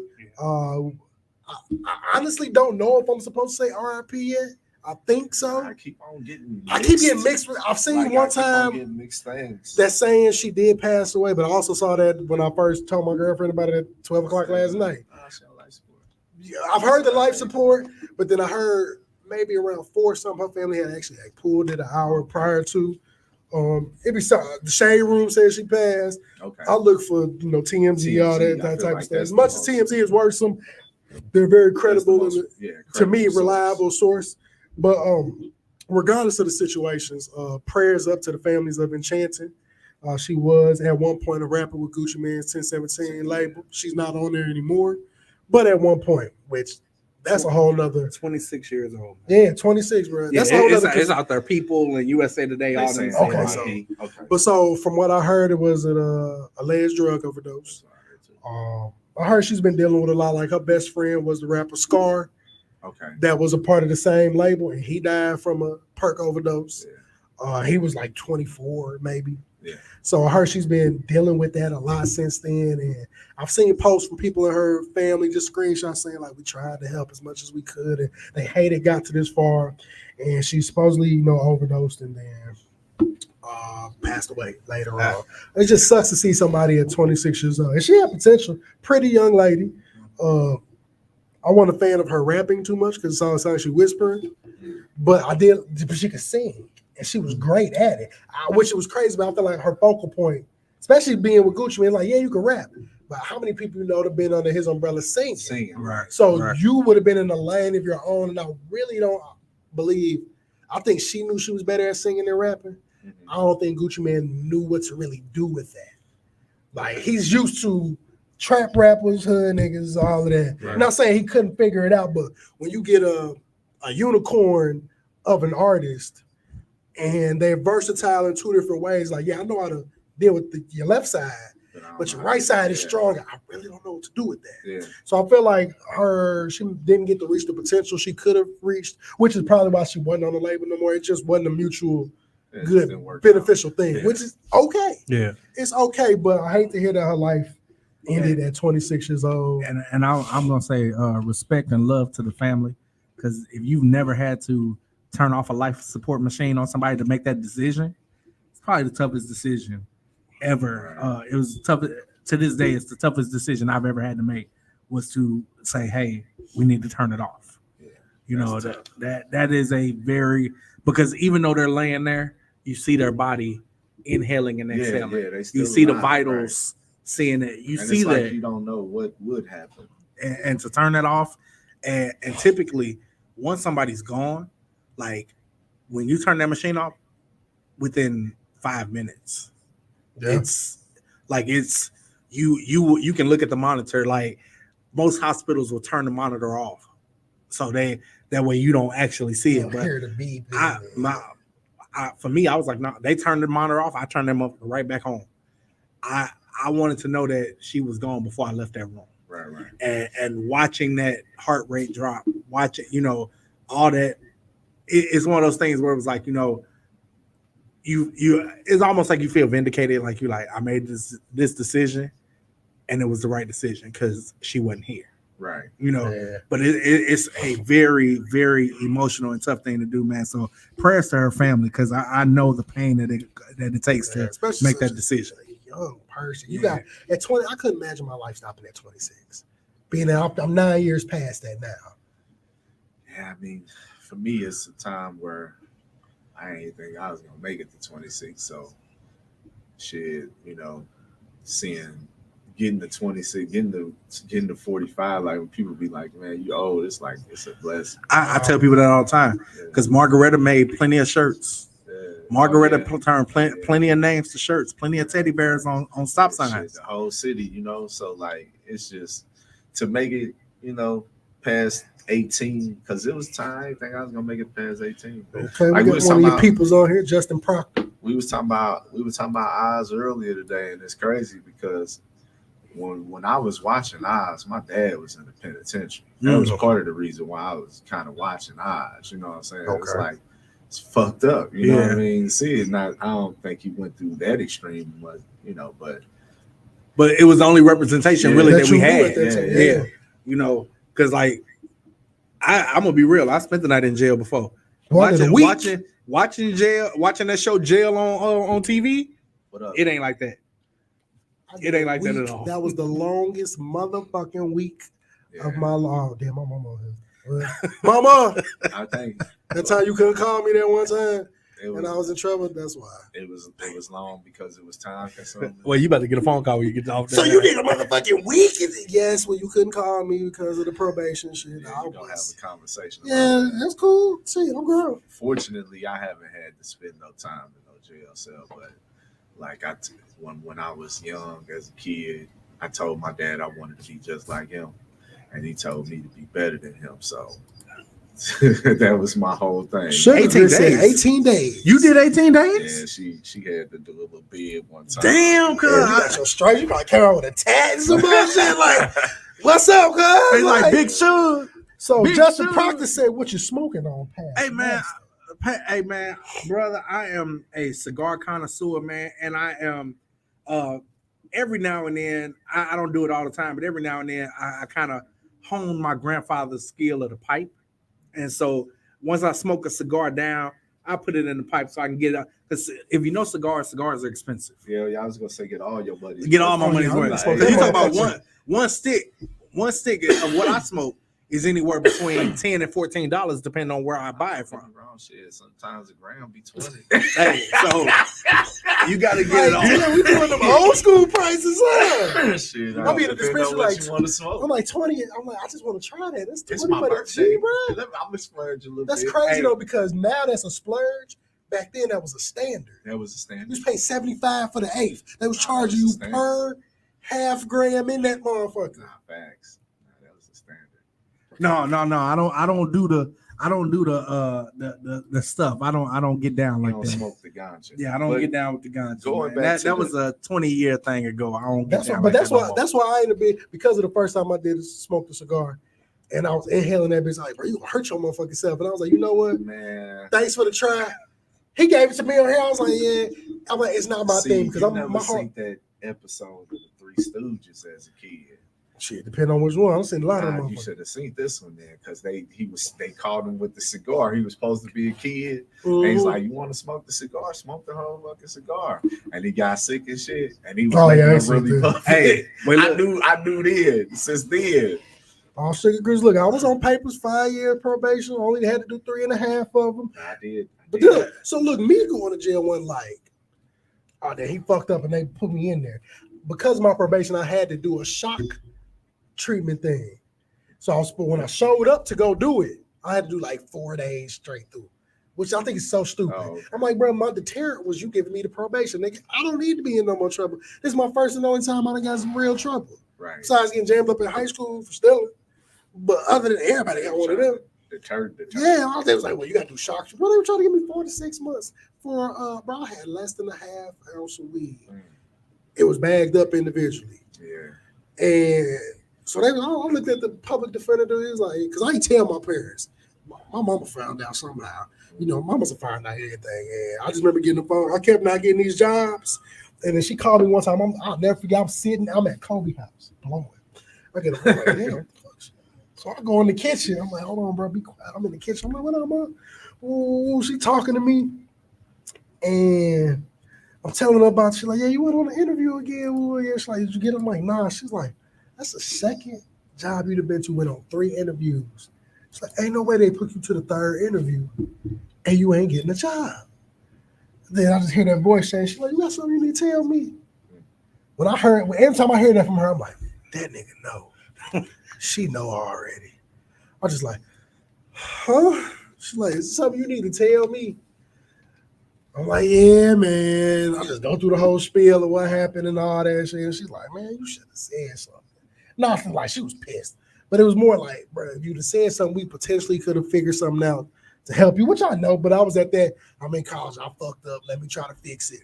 Went horrible. Public defenders are the worst people in the world. Nah, public defender. And the crazy part is, yes, they are a lawyer, but they're a lawyer who's bombarded with an assortment of cases. I can't expect you to give a fuck about mine when you got a stack of 100 that need to be tried in the next 2 weeks. Yeah, the public defender is the worst ever. I really want to know what makes you become could you not get in a law firm? Well, that's what made you become a lot of times. A lot of times with public defenders, they're trying to get into the criminal law system, but they don't have the connections.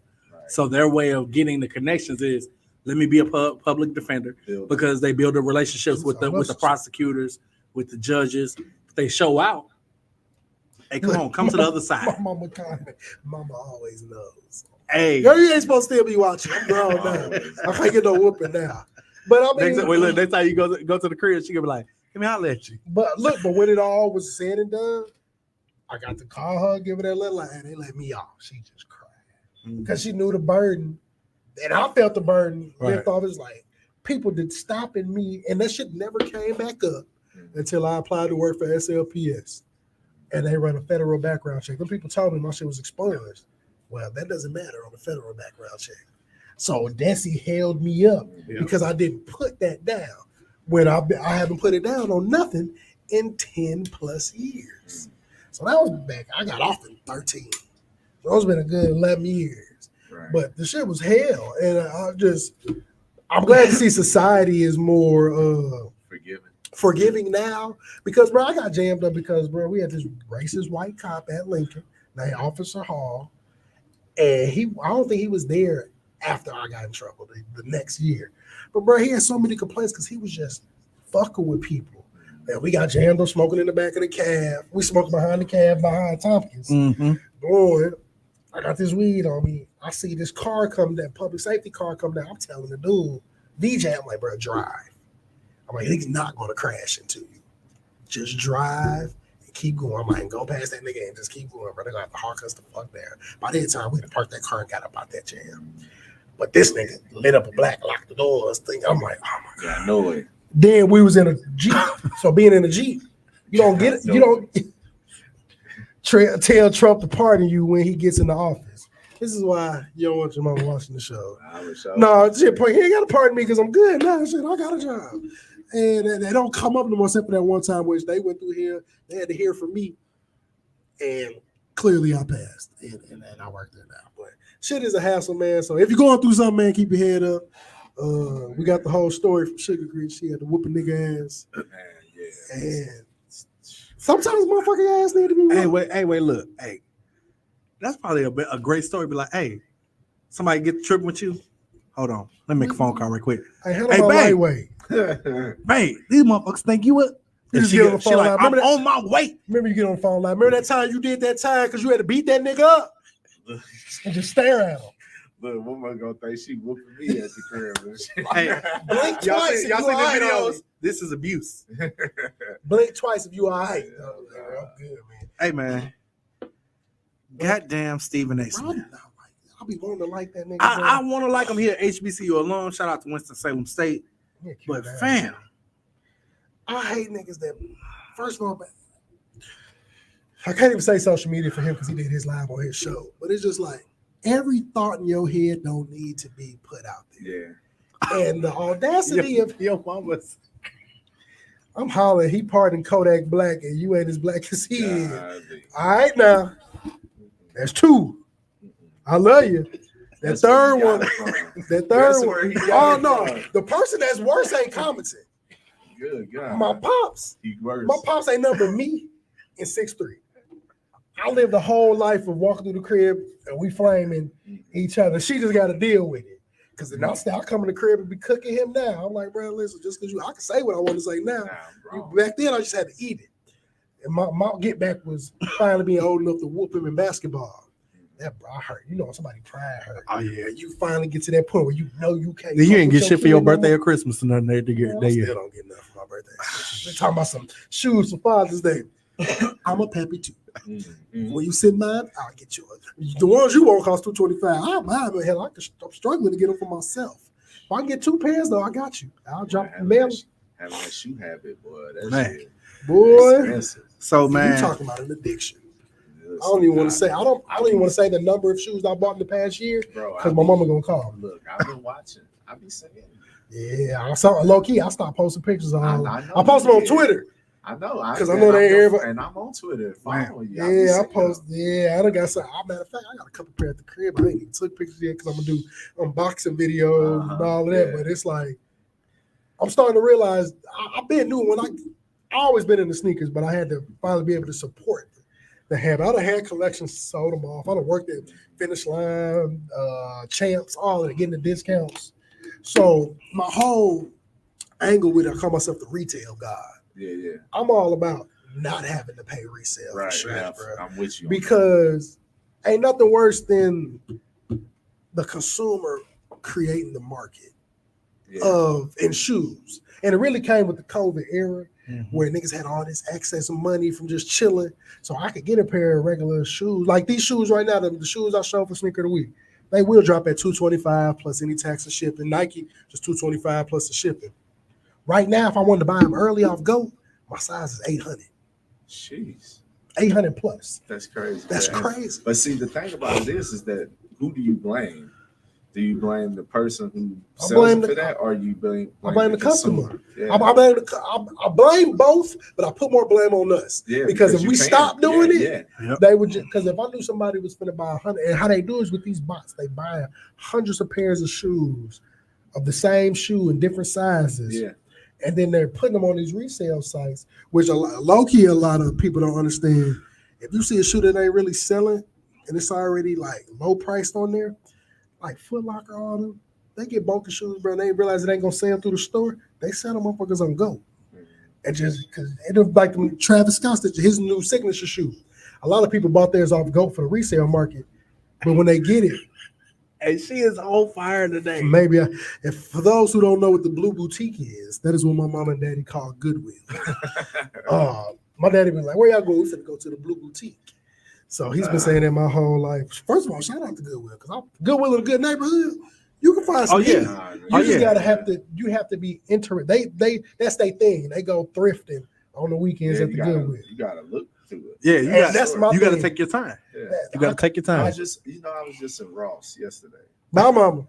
And I was because I'm looking for certain figure like He-Man. Yeah. They got them at Ross for cheap, like $3. Yeah. If you can find them, right? But the thing about it is, I'm walking through there, and I was thinking, like, they got all this clothes. They got some good shit in here. They got a lot of nice stuff. Yeah. But the thing about it is that you got to go through this. You got to clear your schedule out, brother. You like Masters of the Universe. Have you been to Ollie's yet? Ollie's. It's one on Manchester. Okay. Out like right like in Baldwin area. Mm-hmm. They have Masters of the Universe. Because I was able to go there and buy a starting lineup action figure. Man, I remember starting lineup. Man, I had Ozzie Smith starting lineup. I just because they got the new ones and the old ones. Okay. Like I was able to get. I bought a what's my guy? Ja Morant. Okay. I bought a starting lineup of Ja Morant, and my son was like, "Dad, can I have that?" And I'm like, "Nigga, I just bought it For me. and It's for me. I was able to buy like Black Panther and Killmonger action figures Okay. and put them. I was like, he was like, "Can I play with them?" No, never mind. Right. You know, but real that go to Ollie's. I'm They gonna got some. figure it They got out. some good Okay. shit there. Yeah, for sure. Right? That's what's up, man. But so yeah, I was looking in there and I was like looking at all the stuff they got, and I'm like, I know they got some nice stuff if you sort through this shit. But when we go to Macy's for the convenience of it, like this is what you want right here in your face. Mama, you got what in Aurora now? Probably at Ollie's. What is that? So it's one actually opening up in that plaza where Chick-fil-A is on Lindbergh. Okay. But if you go the Ollie's in Manchester, it's basically for those of us that are old enough to remember Grandpa's. Grandpa Pigeons. Clearly, It's literally I'm not old it's enough. literally Grandpa Pigeons. Like where you can go in there, they got some food, but they got everything. You want stuff for inside the house, outside the house, toys, everything, mattresses, everything is in here. So like Grandpa Pigeons was like Walmart before Walmart. Yeah, like Walmart before Walmart. Like they had a jewelry section. Oh yeah, they had everything. It's Kmart. But I'm telling you, Kmart was Kmart, but Grandpa Pigeons was different. Like it was more like that was before my era. Your school uniform came from Grandpa. You're not from St. Louis, right? Yeah, no. So I think this was like St. Louis. And you're not as old as us, so it's like that might be that. but Like because Grandpa's ended when I was probably like a teenager. Yeah, but I'm saying like I was Grandpa Pigeon ended. Because I was buying my girlfriend had to be changed from facts, and little earrings and all kind of shit from there. They had cheap jewelry, but it was real. Yep. But you remember the Adam B chains? Yep. That's where my sister got hers from. Get her 3 beads or something. You was in Call it a day. But yeah, man, we talked about just a quick thing while we brought up Stephen A. Smith. Man, he had the nerve to Bad Boys 4 come out instead of congratulating and praising the movie.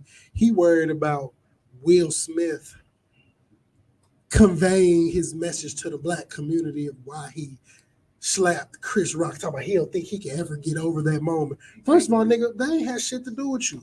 You better hope don't nobody slap your ass. Like, slap his line in. Stephen A. Smith don't think that Will Smith could get over that?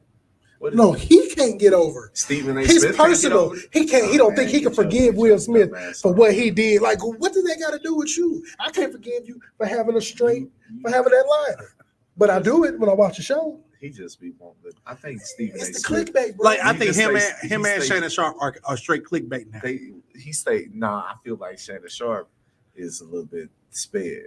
I can he see got that. some CTE Like, in them questions. He got some stuff going on with him. I mean, think about it though. I mean, he an all pro fucking football, NFL. You know, he's a Hall of Famer. He probably going to Hall of Fame. Like he been dinged up. Is my point. He got some CTE every up in there. time you play. Every weekend, and you play are in multiple car wrecks when you play in the NFL. And he played a position. He played tight end, so he was getting hit. He was getting hit every play. He was one of the first to start really receiving the ball. Yep. So he been dinged up a little bit. Any nigga that gotta get hit by Ray Lewis at any point in time in his career, you need to check his brain. To make sure everything's okay. Up a little bit. Yeah, but I hated that he said it because I'm like, first of all, nigga, I didn't even think about that slap until you brought it up. Yeah, nah, I mean, I feel like we over and done with that. And my thing, he talking about he needs to address the black community about it. Nigga, we know exactly why he slapped him. He said it right before he slapped him. Yeah. Keep my wife's name out your fucking mouth. Which I don't think he understands that a lot of people in the black community have done more for less. Bro, I was just gonna say that. I've seen niggas get beat up.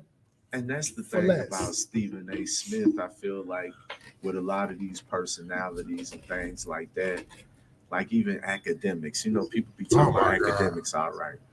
But you gotta think about where these people come from. Yeah, and where you come from. So I'm from the south side of St. Louis. Like you said Margarita. North side, yeah. You Margarita. So like you gotta think from where you come from. These people ain't thinking from the same perspective of blackness as you are. And look, I'm mixed saying this shit. You know what I'm saying? It's crazy. But it's the truth. Like everybody ain't looking at the same perspective. Yeah. People done had privileged upbringings, they done grew up. And hey, it ain't nothing wrong with that. Having both parents in your life.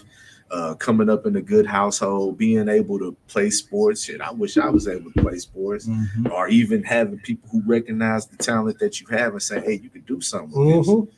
You know, so they don't look at things from the same aspect of a person who comes from the neighborhood. You know what I'm saying? I agree, bro. And that's different lenses. So like academics, you know, he be saying a lot of wild. He's such a cornball. He's a cornball. Yeah, he's a cornball. Yeah. But people, Smith is a cornball. It's an audience for niggas like I agree. that. It's a lot of people in the public eye that's cornballs, but the general public says, "Well, he getting money." And boy, it's so crazy how you getting money can eliminate. My biggest thing I always say is, money can't unlame a lame. If you a lame motherfucker broke, you're gonna be a lame nigga with bread. on the Now it's just like when people say, you're not ugly, you just broke.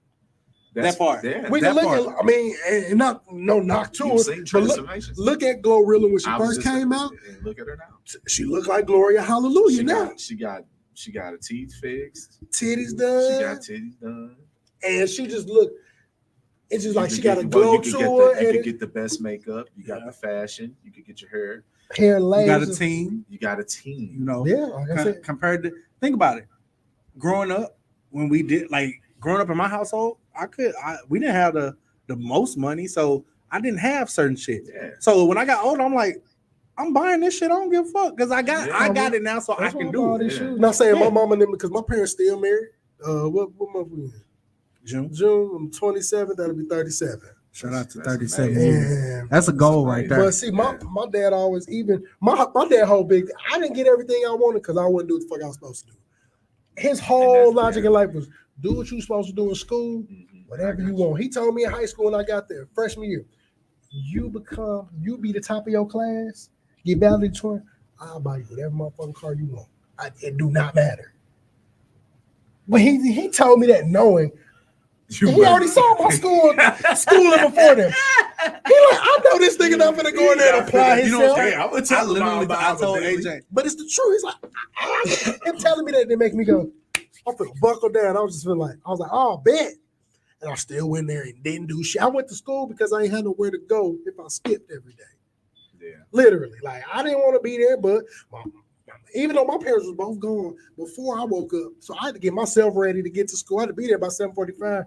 I got to be up at 6:15 to get showered and all that, to be on the bus at the certain time. So I had to have that self-awareness and self-motivation responsibility, but I also had that in the back of my mind, don't take your black ass to school if you don't want to. See what happens when Zayda get to the crib. Yeah. It's like that. Yeah. So I ain't skipped like a lot of motherfuckers I knew. It's like, bro, we can skip today. I'm like, y'all niggas. Hell, I know a nigga, senior skip day, I called. Mama, hey, call me. Well, I had strep throat. But even if I didn't have strep throat from over the weekend, my mom was like, yo, black ass will be in school. If everybody else, and I didn't do no senior skip day. Bro, they call home. The only real reason I ain't skipped school, my mama don't know you still on there. I couldn't get into the voicemail.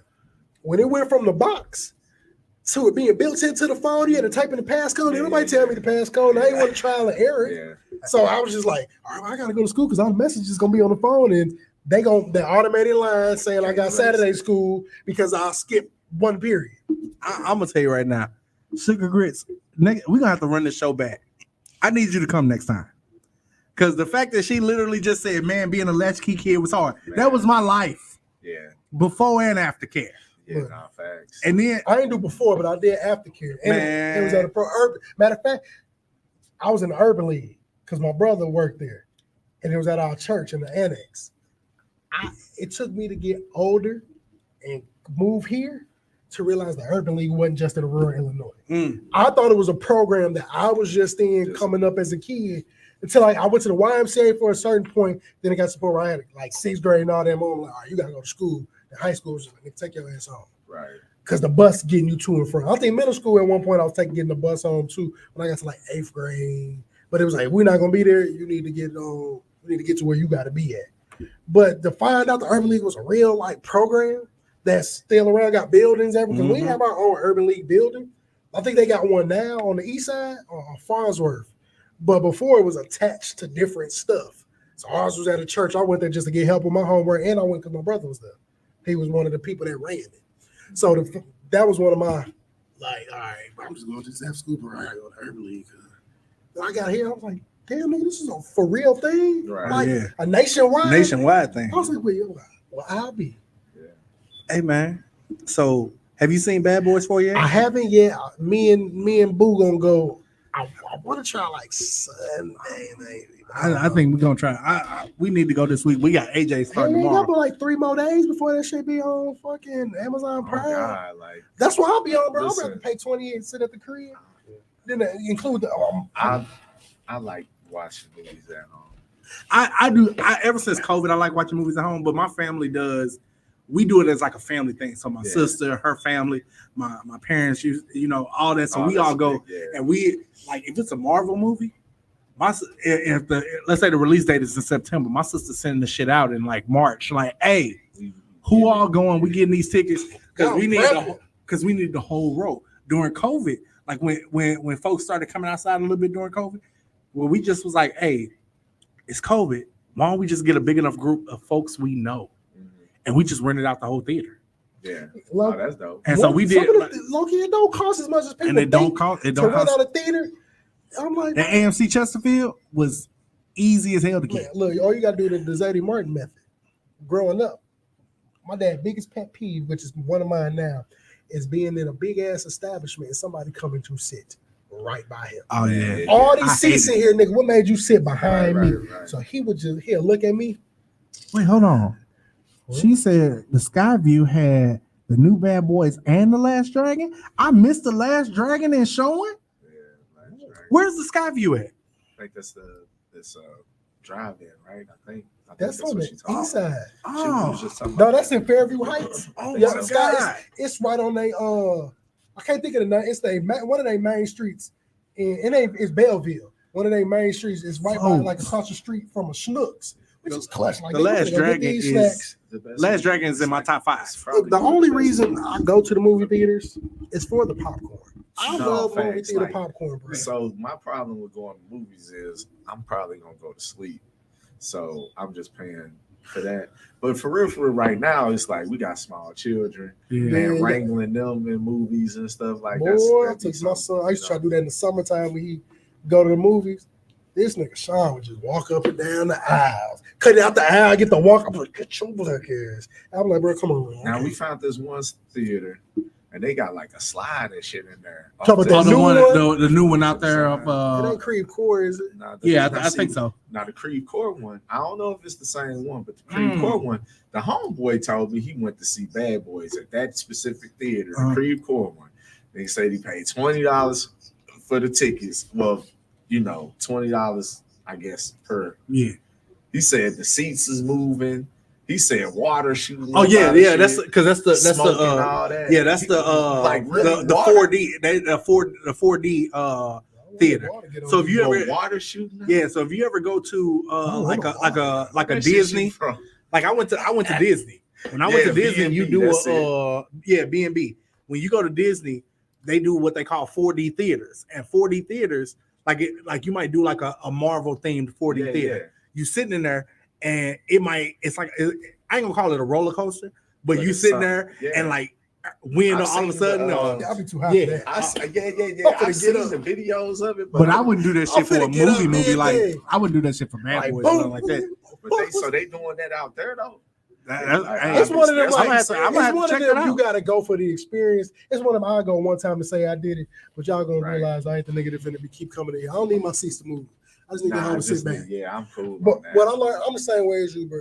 I'm spending all this money to go to the movie for me to buy this big ass popcorn and this drink. Popcorn up. My popcorn, I'm at my refill by the time I'm halfway through let me show up early enough. I'm at my refill halfway through the credits. I need to get that.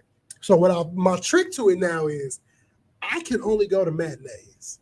Man, and I learned that from I'm with that. I learned that from my parents. I'm with that. Every Saturday, my mom and them would go on some type of date. Yeah.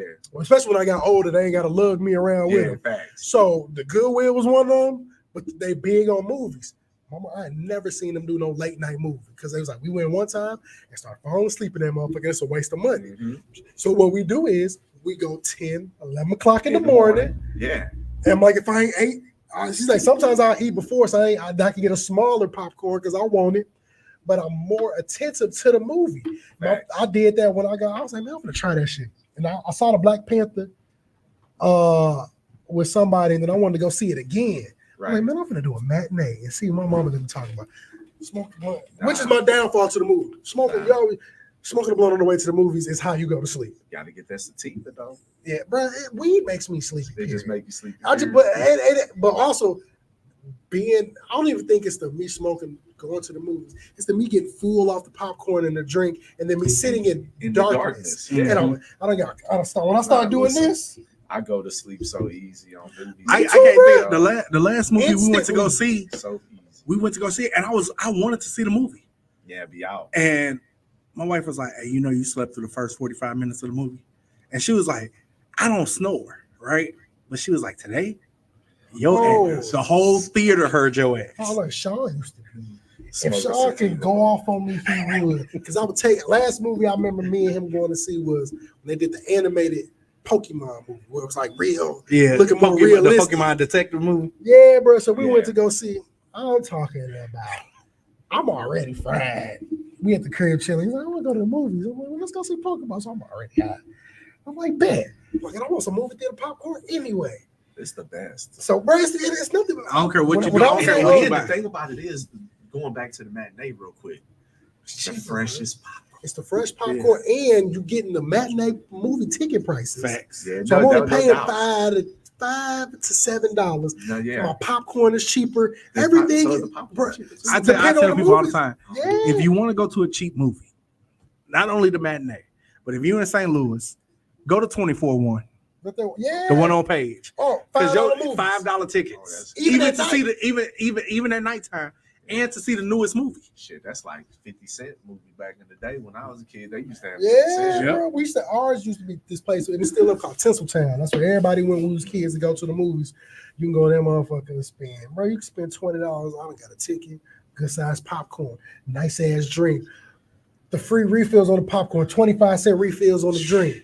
It was just like, but now by the time you done left the movie, especially now we're having kids, well, we all go to the movie. My girl was like, I'm gonna take the kid. I don't think Sean was there, so she took Brian and Pat. Went to that new movie theaters. They got like an arcade, all that shit there. She was like, boy, I left that motherfucker. She's like, nigga, I spent like $200 at the movie. So I ain't never going back to that motherfucker.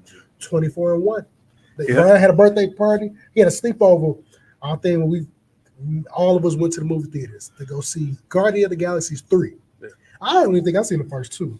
Or bits and pieces, but the third one was actually good. Like I watched the whole movie. I was in that motherfucker, knowing my goal was to go in here and go to sleep. But it got so good. It was good. By the end of it, I'm like, shit, we got one or two of them on Netflix, Hulu, because I'm finna go to the crib and figure out what I missed in between there. But to know, bro, we had took 7 kids.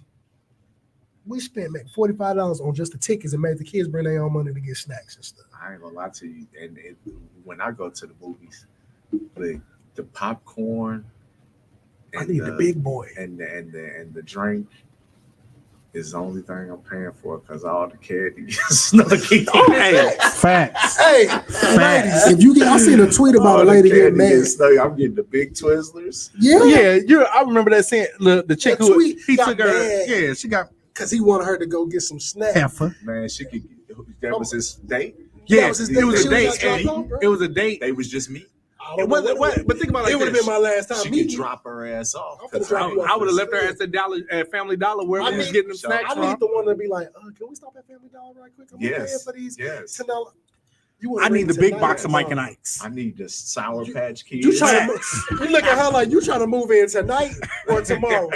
You know what? Because it's the simple thing. It makes no sense for me to go the same candy. How you gonna charge me $5 for $2. regular pack of Twizzlers Man, when I can go to the store and get this same. I can get the big family pack for $5. Facts. You just gonna hear me walking in this You motherfucker. paying for the convenience. Sounded like I got on swishy pants. And I'm like this. I hate like when I go to the movies, And I and know I've you're got to that going point up now. I'm fat.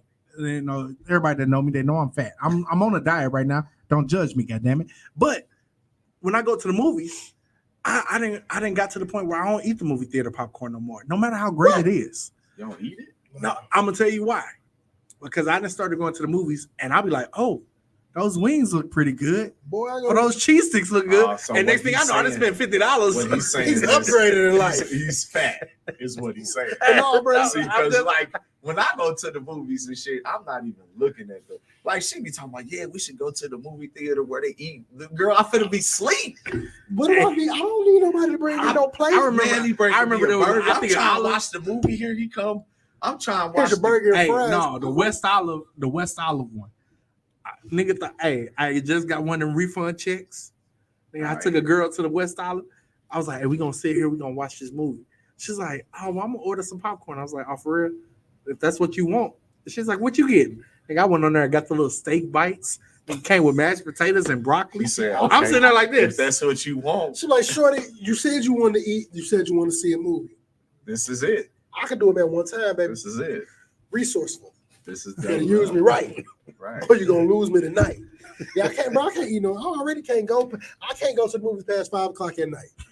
But the crazy part, my intent is to go to sleep. Like I know I'm gonna get full as soon as I do one of these. Man, Put that feet up on that seat in that's front what of I'm me. saying. That's like Put that hat That's the on. worst thing they did was all the theaters having chairs like that. Stop leaning me I back. don't want all that. I don't need to, man. That motherfucking chair need to be uncomfortable. No, I need one so of I them. can stay. Hey, Without the cushion. Or I need a folding chair that I can just pull out and sit on that It need motherfucker. to be uncomfortable. Matter of fact, put bench seating in there like we at the game. I need to feel like I'm in a high school gym where my butt hurt You know every the 5 worst seconds. thing the worst thing that happens, and you just said it, when you go to a movie that you plan to go to sleep on, And then you don't. and you don't. I remember I was like, AJ was like, I want to go see Super Pets. I'm like, bet. Man, I'm going to sleep. Nap Say time. less, nigga. Good now. Nigga, I watched the whole movie. His ass fell asleep. I'm like, Oh no, damn, Superman dog. I can fall asleep. You better get Remember, boy. Look, when I got saw that interested in Pokemon it. detective, bro, I look like I'm trying to stay. I'm holding my eyes open. My shit just getting heavy. I'm knocked Boy, out. I be. Sean was like, I can feel Sean doing this. She telling on you now, I'll be fam. fighting it. Nah, I know. she ain't got to tell. I tell on myself. I go to sleep and move. But the crazy part, it don't matter how good the movie is, how anticipated I wanted to see it. Right. If you really wanted to see it, you would have let me see it at 10 a.m. Man. Yeah. because I'm fresh. I'm up from my Yeah. sleep. Or the trick to it, if you want to do a late night movie and we planned this, cool. I'm finna lay down around 5. She said I was throwing so loud. She went like 4 times. Right, Hey, I Sean, was in there knocked out. Sean But look, did I'm that not shit gonna lie too. to you. When we went and seen Straight Outta Compton, the dude had pissed me off. So I guess like that was my get back. I went to sleep and was snoring loud because he was like, yeah, that's when he was like, He was narrating the story. man, shut your ass up, bro. No, like, bro. The last time Like, I went to go when I I'm saw like, nigga, when you was in the Transformers, group. I saw Transformers. That last one with Toby and all them. I saw that at the theater, and it was some young niggas. It was some young niggas in there, and they was tripping. And I had my wife, I had my sister family, I had my mom and dad. When my dad got irritated, now my dad is about to be 75 with dementia. When I noticed he was getting irritated, he said, I wish these motherfuckers shut up. I'm like this, fam. Like the guy behind me, the white guy, I guess he realized I was about to get up. He goes, he lays down. If you get up, I get up. I look back, I said, say less. I got up, walked down. It's the movie on. It's dark. I walked down, I'm like, hey, y'all, shut the fuck up. And he's like, what up? And dude was like, yeah, we said shut the fuck up. And then, look, niggas like, y'all ain't gonna do shit. My brother-in-law got up like, and you should have seen like three, 4 people got up like, all of us to jump y'all ass and everything. And what's crazy, I guess somebody had already went and got the management team. They stopped the movie, came in with the police, got them out. What a easy movie. My brother-in-law was like this. If these niggas outside, I would hate to send some mamas to to the funeral versus to graduation and prom. I said, at this moment, Fish that's fry how I feel. city. I'm pissed off. Yo, mammy gonna have to do a fish fry. I feel like to bury. that's one of the things, like the you know, the stereotype of the black community in the movie theater. Talking in the movie and shit like that. But if you go back and watch the classic Last Dragon, oh, of course. they did that, right? Of course. They did that in the movie. Everybody was talking, everybody got into the whole movie. Showed up. But the thing about it is that they was talking in that movie because they seen that movie 100 times. And we got to remember that we talking about a movie where it's a fresh movie. Man, if you don't shut your mouth, because I think they was watching Fist of Fury. Yeah, I think they was watching Fist of Fury or Enter the Dragon, or Enter the Dragon 1. And what a lot of people don't realize with movies like that, you might as well talk because you couldn't understand shit they were saying. Facts. They didn't have subtitles. Facts. They didn't have subtitles. So or it might have had subtitles, but it didn't have like it was like they would say this long ass sentence and it'd be like, yes. Yeah. Right. And you'd be like, the fuck? Right. You know, so by that time it's like we just here for the fight and get to the fighting and shit. Yeah. You know what I'm saying? Hey man, I realize it's 2 hours in. Let's get to this damn interview.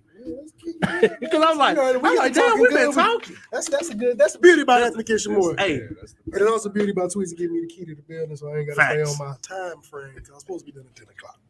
But for those who've been tuned in our whole time, shout out to all 61 of y'all. Oh man, that's tapped in shout out us to right now. 60 y'all, Especially yeah. shout out to Twitter, man. We got 57 on Twitter, 4 on Hey, YouTube. Facebook, you fucking up. I don't know what y'all did, but Nah, y'all bro, fucking we're up. on Facebook, but because of their new thing, I can't read the numbers, bro. Facebook Facebook's starting to become MySpace, bro. I feel like if I ain't need Facebook because I've used it so long and I built this platform off. My first time doing the show was through Facebook Live. Yeah. My first 7 episodes. That's what made me keep it going. Cause between the first 7, just doing live, I had like 25,000 views.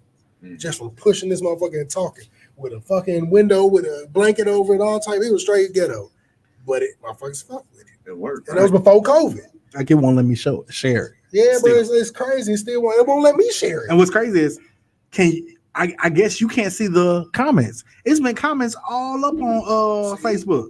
Unless it depends on who the person is, because some of these comments I've seen. Yeah, because I see the at-home producer. Shout out to the Bay. Oh yeah, see. Oh yeah, she been on here. Hell yeah. Sorry, my Facebook folks.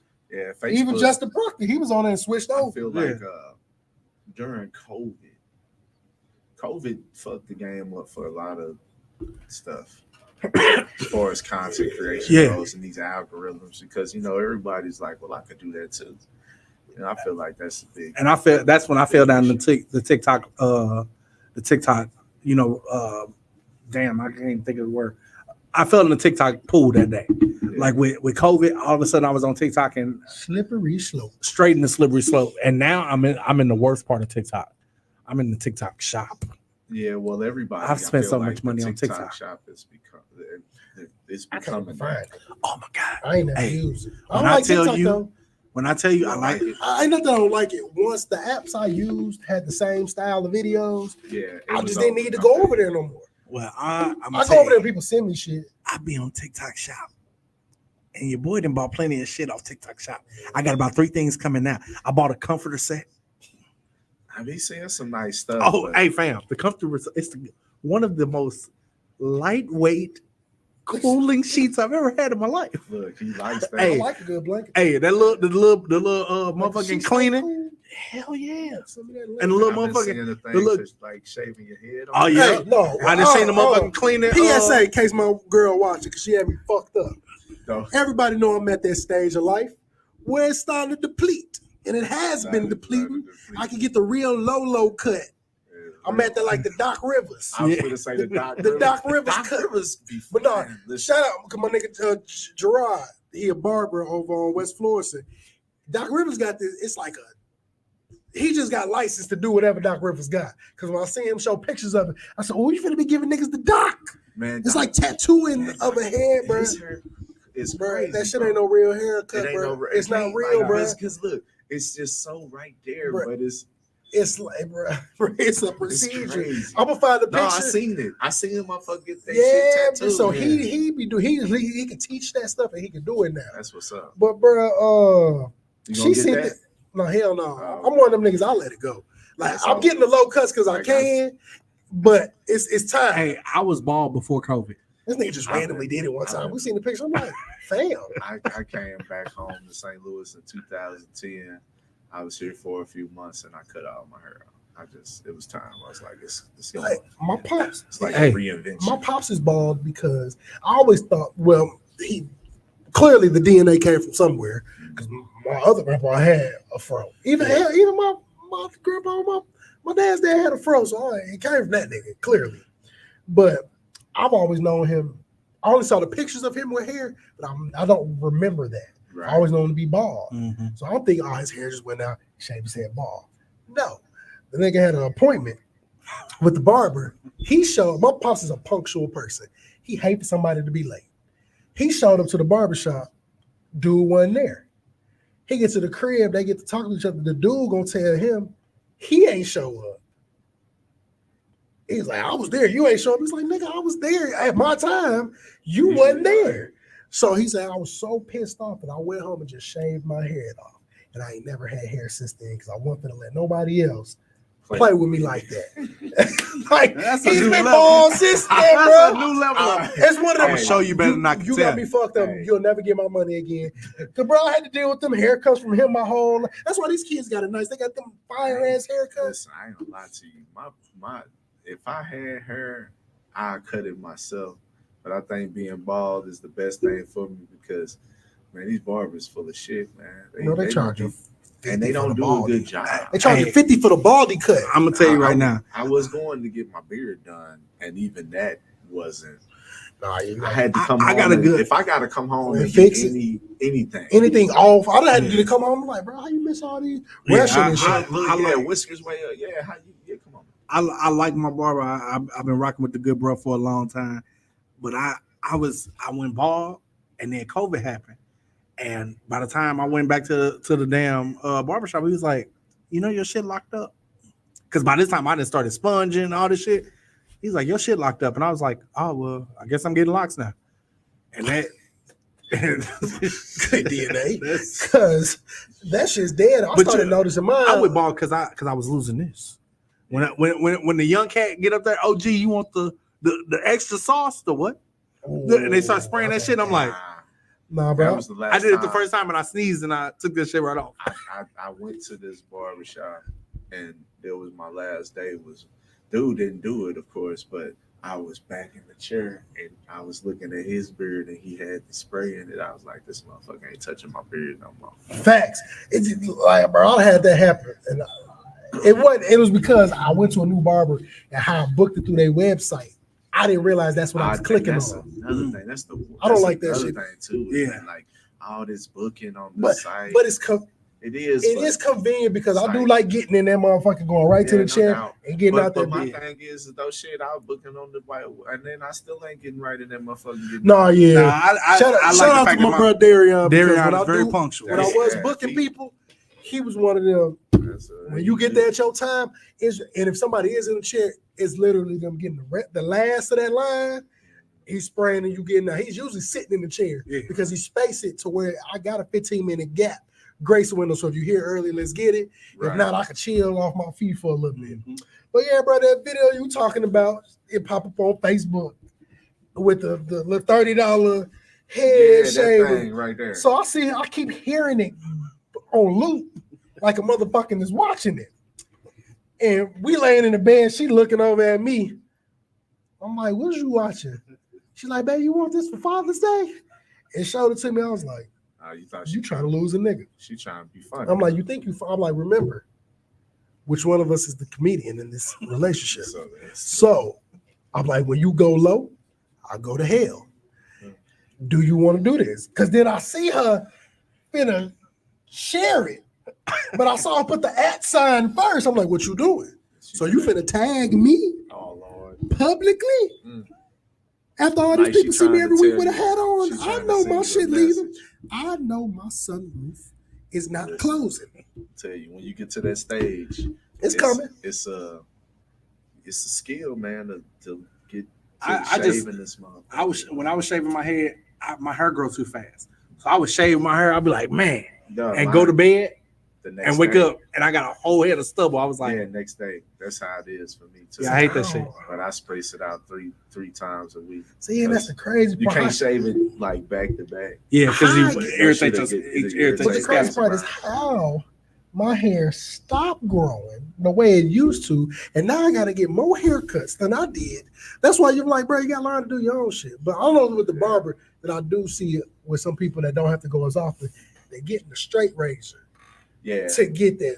But shit, they did mine like that. yeah. Darian, But that's because your hair wasn't ready. yeah, to my hair be was like, gone. hey fam, what is you I doing? mean, like your hair, even when it's not really gonna be all the way. I know it ain't all the way gone, Yeah, but I it's can't like rock it just the. be a little spot where it's really gone. I So it's can't just do the like to George. match the rest I of that. can't do the George Get that shit Jefferson. out of here. I just seen the dude at the Soulard Market with his chick. That's- I'm sitting there tearing his ass up in my. And I'm like, she Hey, loves he it. dressed First, like I'm I got gonna I got a pay. kid that I really want to tell, like, he hey, got this he a fucking. bald sophomore. It's coming. He a sophomore and he got the Stephen A. Like his lining is like back here. Like he looked like a granddaddy. And I be want to tell him like, hey fam, That's just bad genetics. in the next 2 years, please before you get You can't by be the time you get to 18 with a senior baldy year, though. That's crazy man, work. He got to. You got to. Sometimes He got to, and I be because wanting to it's tell him like, had in it's gonna be school, more man. beneficial for him. I'm like, your Nah, life will 'cause change They should be if you do 18 that. with it. You Y'all get know, the- you know all type of hate your family. Your family got years of hate. He not even 18. with a ball. He had that at 14. That's genetics. That ain't got Boy, nothing you- to do with nobody hating you. That's genetics. No, that's why I said that. Your genetic, your family DNA structure. Yeah, Lord well. didn't like somebody in your family, and they passed this trait down Yeah. from baldy to ball. I would hate to be 14 in middle school. You know the type of jokes I'm getting off on this nigga? Man, listen, and then if you This wear shit the back hat, here. a motherfucker gonna flip that off. I mean, I feel like we seen that in school though. Oh yeah, look. we seen Flip my motherfuckers hat with off the now. I fucking know my hairline. shit leaving. You flip my shit off, you better be able to retreat them hands back into position. Cause you come with the pow. I'm coming like the old school niggas. The games used to fight like this. You fight I'm like finna- Bob Barker. finna That's when bop Bob your Barker shit. was a champion right there. I'm finna bop your shit. Shit crazy, man. But look, bro, my listening viewers that don't know who you are, tell them a little about yourself and everything you got going. All right, so I'm OIi Versus. I'm a music producer, songwriter, video editor. I'm a lot of things. Live streamer, content creator. I do a lot of things. I wear a lot of hats. Yeah, so that's pretty much who I am.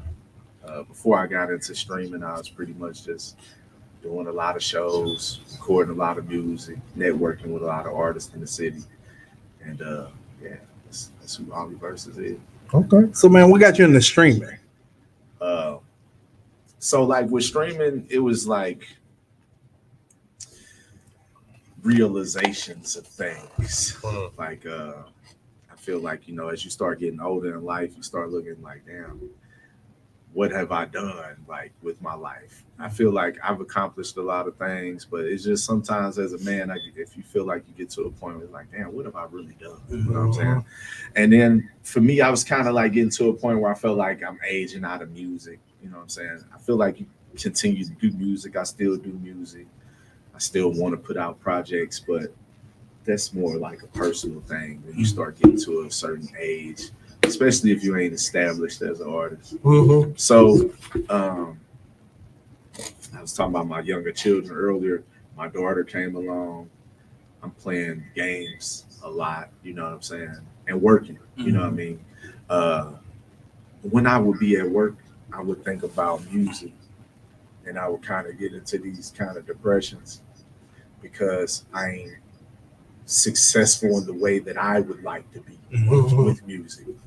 So, and I'm playing these games and I'm like, well, man, you know, it's kind of like I'm wasting time a little bit, but I don't have anything else besides gaming that is the vice for me like music is. So I seen a clip of a white dude playing the game, spazzing out for the most part. And I was like, man, I could do that. You know what I'm saying? For lack of better words, because I really don't watch streamers. But I was like, man, I could do something like that. So I started just like looking into how I could do it cheaply. When I started PlayStation 4 Pro, PlayStation 4 camera, and a headset, like the Sony 3D Pulse headset, just whatever goes to the PlayStation. And I tried it out, because I just had a cam laying around from the playing 2K. I wanted to scan my face in 2K. It was the only reason I bought the cam, so I was like, I'm gonna try it out. And then as I started, it just became more evolved. Like before I started streaming, I didn't think people was really gonna watch, because like, what are we watching for? I know most people in my age group, and it's a lot of us that are interested in action figures, nerd shit. Video games would be considered that, you know what I'm saying? So I was like, a lot of people in our age group, I know it's people that like it, but the people that I know most likely won't. So why would people watch? So I went to YouTube and I created like a piece of content for a controller that came out. It actually did really well. That was like 5 years ago, you know what I'm saying? Before monetization, anything like that. And that was my thought process, is like, I got to get people that will come. So everybody had a phone in their hand, got YouTube. So I was like, I'm going to start there, because I can stream straight from the console to YouTube. So that's what I did. And it, like I said, it was just a combination of trying to just get away from a depression from not being able to really do what I want to do with music, because musically, and we live in a very music rich city, but the problem with this city is that people have talent, but they don't have money. So they can't invest in the talent in the ways that they need to. And not only do the people not have money, the people that do have money, they ain't really trying to invest in the talent. They're really investing in talent outside the city, I feel like. Yeah. So that's the reason why I started streaming, really, is because like, I got a kid. What is a way that I could make another source of income from things that I love? You know what I'm saying? Plus just like my knowledge. Right. And you at home. Yeah, and it's something that I don't have to leave the home to do. That's a big thing of it too, because like I said earlier, my pops, he was in and out of jail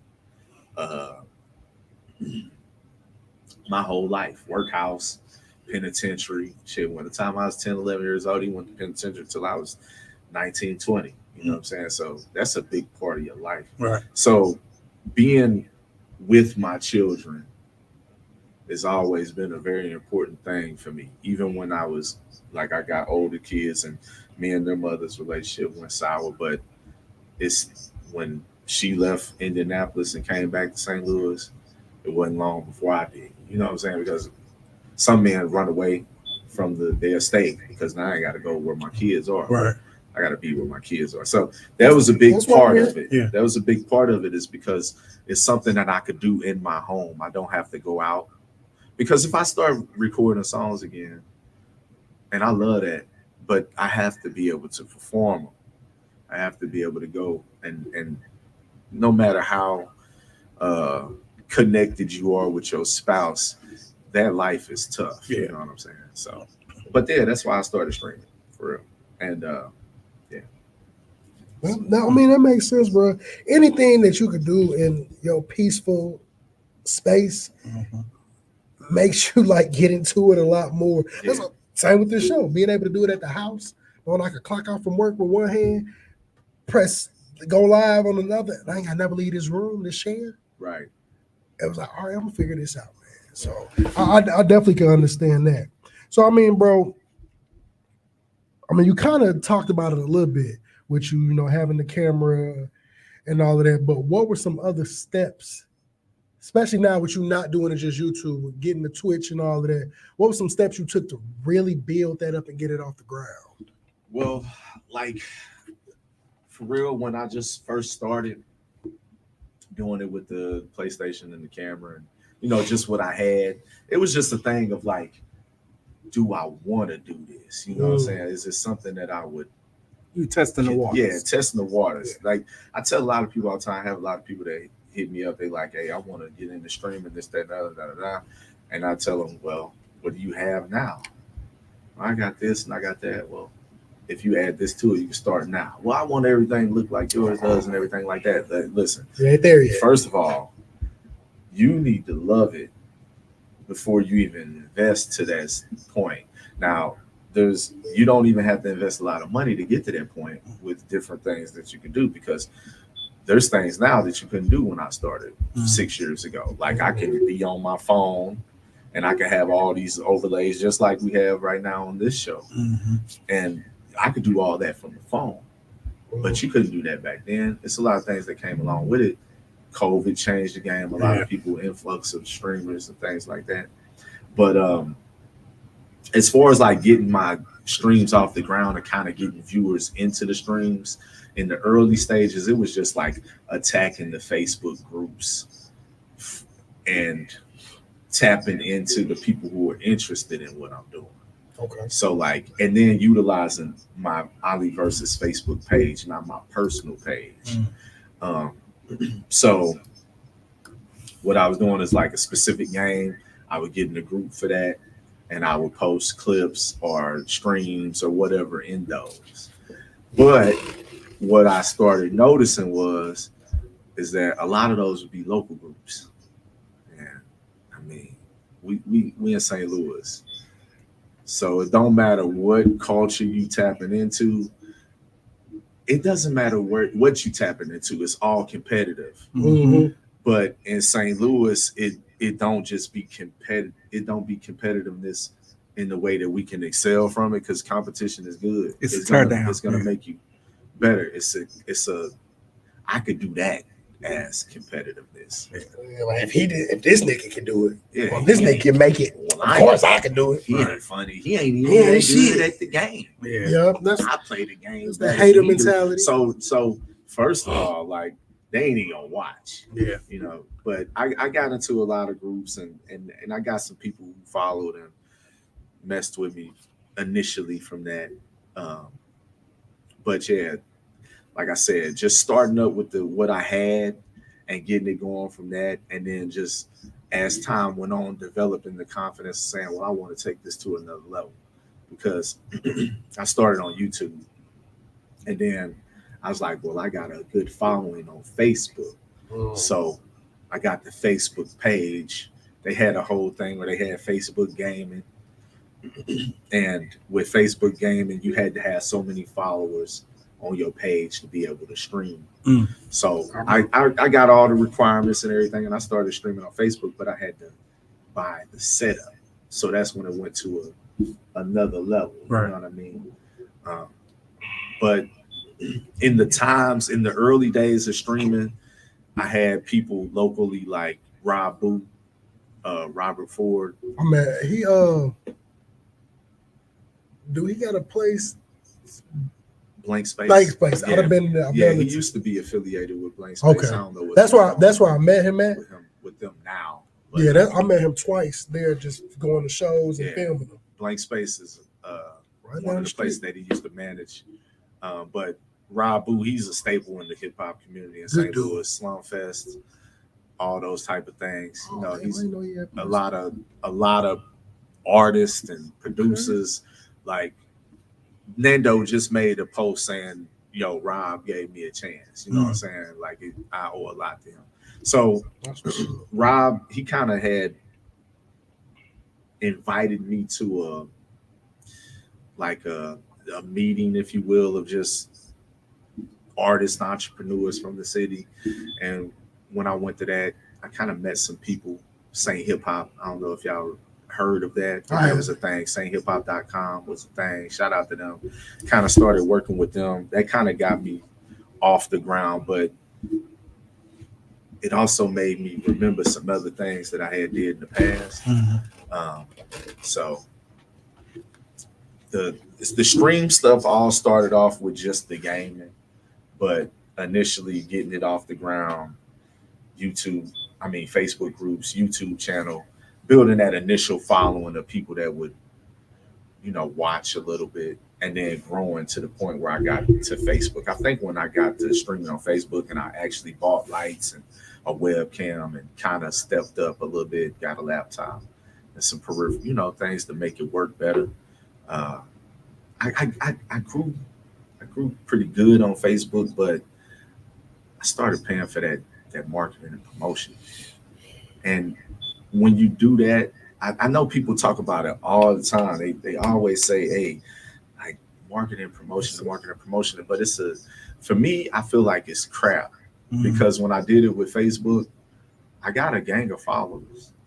Daily, I was getting hundreds of them for as long as my promotions was going. But all of them was foreigners. And I was like, it wasn't turning into actual viewers. It wasn't turning into actual dollars viewers. Ain't making sense. Yeah. So that's when I kind of like switched gears over to Twitch, and I was streaming on Twitch a lot more just because I made a few dollars on Facebook, but kind of started splitting it, like you know how you stream and multi-streaming now. I was doing the same thing. I'd be live on YouTube, live on Facebook, live on Twitch, all at the same time. So that helped build the following as well, kind of get things off the ground. But just really for real, like people are always asking me like, what do you do? How do you get it going? And I always tell them just start with what you got. You know what I'm saying? Yeah. Humble beginnings, man. Bro, and that's a good thing, which I mean, that kind of ties into another question I got later in there. But people don't understand you don't have to have everything out the gate. You just want that because that's what you think is needed. Yeah. You'll buy all that shit and then don't start streaming. Or you'll buy all that shit and start streaming and you don't want to do the work to get it to wait because it's a lot of work. People want the instant gratification. Yeah. We live in Instagram. That's what social media, like I was saying earlier, we love seeing the glitz and glam of people, but then you don't realize, oh yeah, bro, he been at this shit 15 years. It's just now paying off. Are you willing to work that hard for what you want? But I see the thing about that is that like that's the game in all aspects. Like it takes a long time to get where you want to go. You know what I'm saying? Music, corporate, it's all kind of, places. But you don't have to have all that stuff. Like you see all these people who go viral with just the phone. Like they ain't even trying. They naturally funny. They naturally talented at whatever they do. And they just had the balls to do it. You literally, that's why my favorite do that shit. That's why I created a platform when I was doing the mic videos, do that shit live. Right. People like, damn, bro, I want to get on that motherfucker. Do that shit. Like literally, that's all people. How I started podcasts. Do the shit. Yeah. You literally just have to come up with an idea, structure it. Please structure it, because just going in there blindly is not going to get you the results you think. Right. And don't go in there with the mindset of thinking this got to blow today.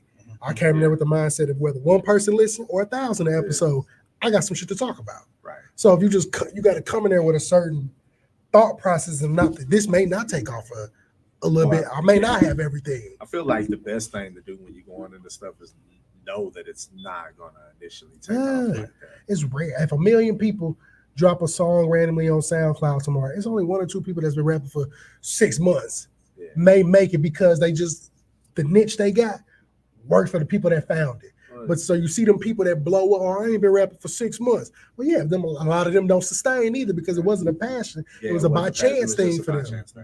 Yeah. So was your niche always, streaming video games, or did you have a bigger vision? So like it initially was gonna just be like video games, and video game stuff like controller unboxing and review was my first content before streaming, because again, like I said before, I who's gonna watch? I don't feel like the people who are my friends on Facebook are really gonna watch, but I'm chancing the fact that they have YouTube on the phone that they may subscribe. You know what I'm saying? Yeah. I didn't expect them to watch, but at the same time, you want them to, because we want our friends and family to support. Facts. But no, initially the niche was just like streaming the games and doing game content, maybe going into game reviews. I've done content like some of my best content on YouTube is how to unlock, how to is boosted in the game. So those are my best, like my highest paying video on YouTube, and I just got monetized like a month and a half ago. I remember. My highest paying video on YouTube is a 3-year-old video for the game Elden Ring. That's dope. That is. So with that, just a piggyback question, with the monetization, what you do, it's not accumulating based off views you had back then. It's people getting to it now once you start. But I would think that I personally thought that even with a page monetizing, it's only going off the video, like the ones in the recent X amount of time. Because I know when you're going for it, you got to have whatever you need is the standard within that year time frame, or it's gonna start resetting and dropping off. Yeah. You gotta have the pretty much like you just look at YouTube like this. You gotta have 1,000 subscribers and you gotta have 4,000 watch hours. 4,000 watch hours. I got everything but the 4,000 watch hours. So you streaming on YouTube?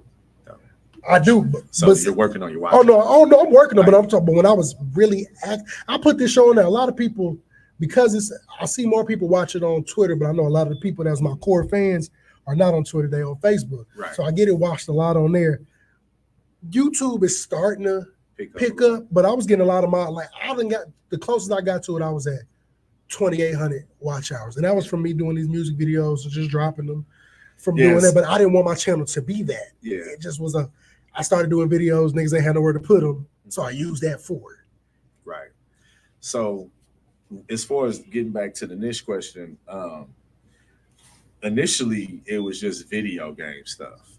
But like I mentioned a little bit ago, I met Rabu and a whole bunch of other people at a meeting, and Saint Hip Hop was one of the people that was there, along with a lot of other people that I already knew. But when I met Saint Hip Hop, I started working with them because he was like, gaming is getting big. Cardi Ice, shout out to Cardi Ice.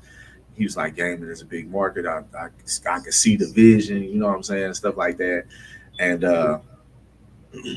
we want to try to work with you. So I knew there was a guy from St. Louis because of those Facebook groups. Jody the Great. Okay. He was playing Tekken 7 professionally at the time. So I was like, man, if y'all could help me interview this guy and we can get that on YouTube, I think that'd be a great starting point for me for what I'm doing, because again, the niche was just gaming.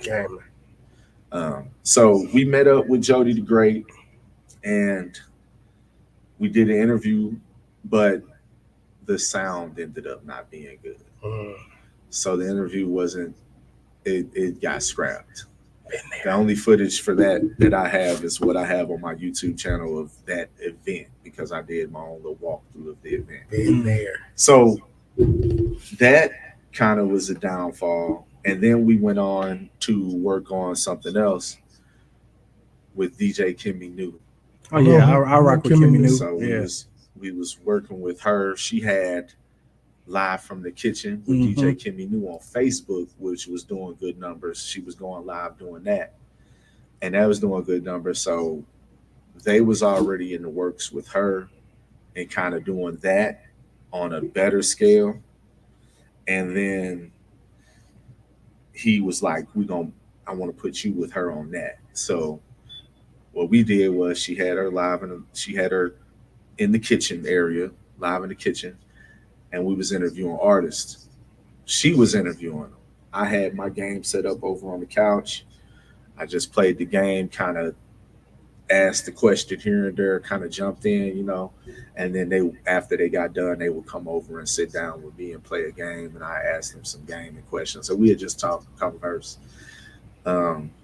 So in doing these things with them, the niche switched up. Okay. Now, going back to when I first started streaming, I really started getting in front of that camera because I wanted to be comfortable just talking in front of the camera and just not like the camera ain't even there. You know what I'm saying? So I knew that if I'm playing the game, I'm gonna be doing that. And it was when I met with, it started as one thing, but when I met with Saint Hip Hop and started doing these other things, it transformed into kind of what it is now. what it's became over the last 6 months. You know what I'm saying? So the niche switched up. And when I started working with Saint Hip Hop, we did the thing with Kimmy New. We interviewed Bates. We interviewed Bodine. We interviewed Nando. This was when Nando was first really getting his feet wet on the scene. Oh, yeah, I got one of them. And we interviewed Rucker Puff. He did our 100th episode. Yep. Shout out to the good bro. Still shooting text messages. Hey, listen, Clay, pull up. All of them. I got to get all of y'all on the show. And I sent them invites to all of them. That was my initial invite sent out. But I got to have all of them because that was my initial, you know, if I feel like I owe them something in a way. Because all of those interviews got scrapped. Ooh. The video footage wasn't good. I don't really know what happened, but all I know is it supposedly went to edit and it just all got scrapped. Ooh. So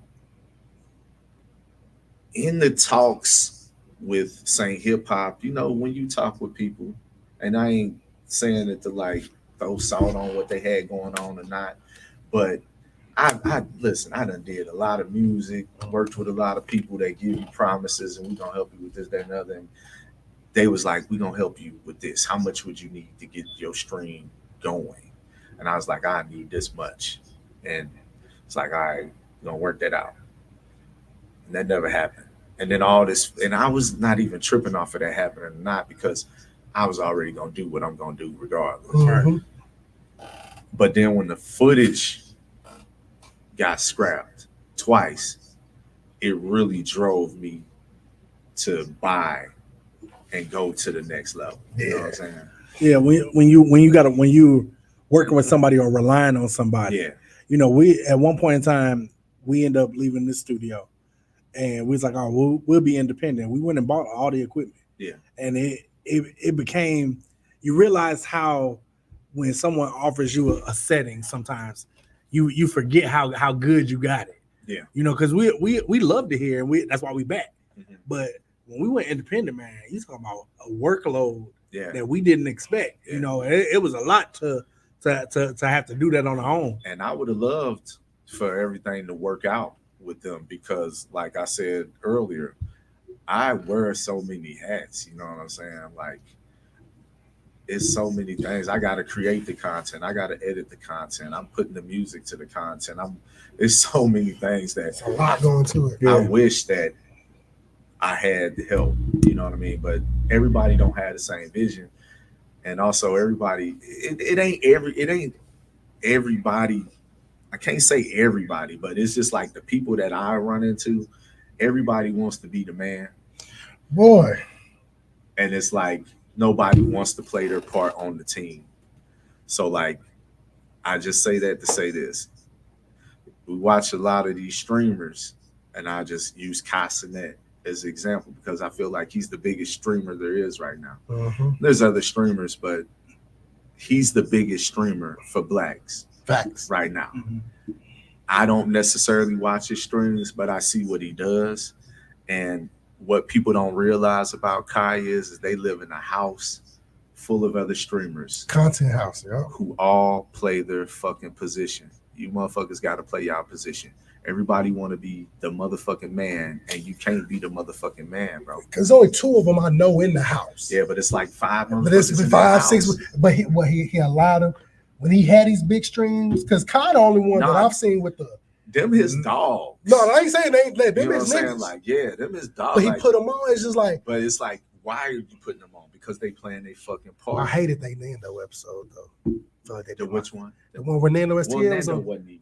It was like he just. But I just felt like they was trying to play that nigga. I ain't like it. But it's like should have had me with him. I've been cooking them. What you gonna do though? You know, I'm finna cook them. Well, yeah. I mean, I ain't finna fight y'all niggas. None of that. But I watched that episode because you know I fucks with that. I tried to. It came on at a weird ass time. I just he came on at a weird his part was. Yeah, it was hella late. Yeah, because it was like a sleepover 24-hour stream. So. Yeah, he popped in. They did like a little rap battle, which I thought was my thing, good or bad. Nigga, you've been seen on a major platform. Well, there was like 75,000 people watching. That's what I'm saying. So good or bad, I'm like, when I initially heard when he was telling us about being on there, I'm like, okay, nigga, I just need one of your songs to play on that bitch, real like. But yeah, it wasn't even. It wasn't the type of stream I thought it was gonna be. Which it's still people got to see you. Yeah. It's gonna make people. You got a unique enough name where it's like, well, shit, let me look this motherfucker up. Ain't nobody, and nothing else gonna pop up. Yeah. But they needed me there because I'd have cooked them niggas. So like, you know, the niche it was initially one thing, but it transformed into another. Yeah. Okay. Well, I mean, bro, I see where the transformation came at within the niche. So I mean, just piggybacking a little bit off of that, how we get to live in the living room. All right, so like live in the living room has been there the whole time. It just didn't have a name. Nobody knew it besides me and Sugar Grits. Like, I don't talk to people too much about the ideals that I have. I feel like I show enough. I feel like enough people have already stole and started doing what I do. And it's like, you can't even say it's the stealing, but it's like I've inspired them to start doing the things that they do. And that's cool because a big part of me starting to be a streamer was to inspire young Black kids from our communities that are into this nerdy ass shit, but get shunned from it because they from the hood. Like, so, you know, it's like, sometimes they get shunned from it to the point where they actually like, fuck it, I'm gonna go on and go this way because, you know, and then there's other ones that just, they be weird for the lack of better term. Me, I'm from the block. All right. So all this shit that I've been interested in, these video games, I've been on that around all the dope dealers. They was in my house playing the games with me. So I was respected regardless of what I did. All right. So I started streaming with the mindset of I want to inspire people who are from the same places as me that like the same things that I do. It's cool. To play the games. Cause shit, like gaming and music saved my life, man. Like, also the fact of the matter that I just ain't interested in a lot of shit that motherfuckers interested in. Right. Everybody wanted to go to Saints and Palace on Friday and Saturday night. I was in the crib spinning records all night, working on my DJing skills or listening to instrumentals and writing. Yeah. You know, I was working on my craft. And then it was like I was listening to records and practicing combos on Tekken, which further strengthened my mind as a rapper and a video gamer because I'm rapping and playing the game. Two different things. You know what I'm saying? So all this shit became a merger of the love that I have for these things. You know what I'm saying? Gaming and hip hop. You know what I mean? That's how we kind of got to live in the living room. But again, live in the living room was something that was always there. Like once I got to the point of streaming the games, when I met with Saint Hip Hop and we started doing the things that we did, it made me remember. That was okay. See, because sometimes you have to remember who the fuck you are. Right. So it made me remember that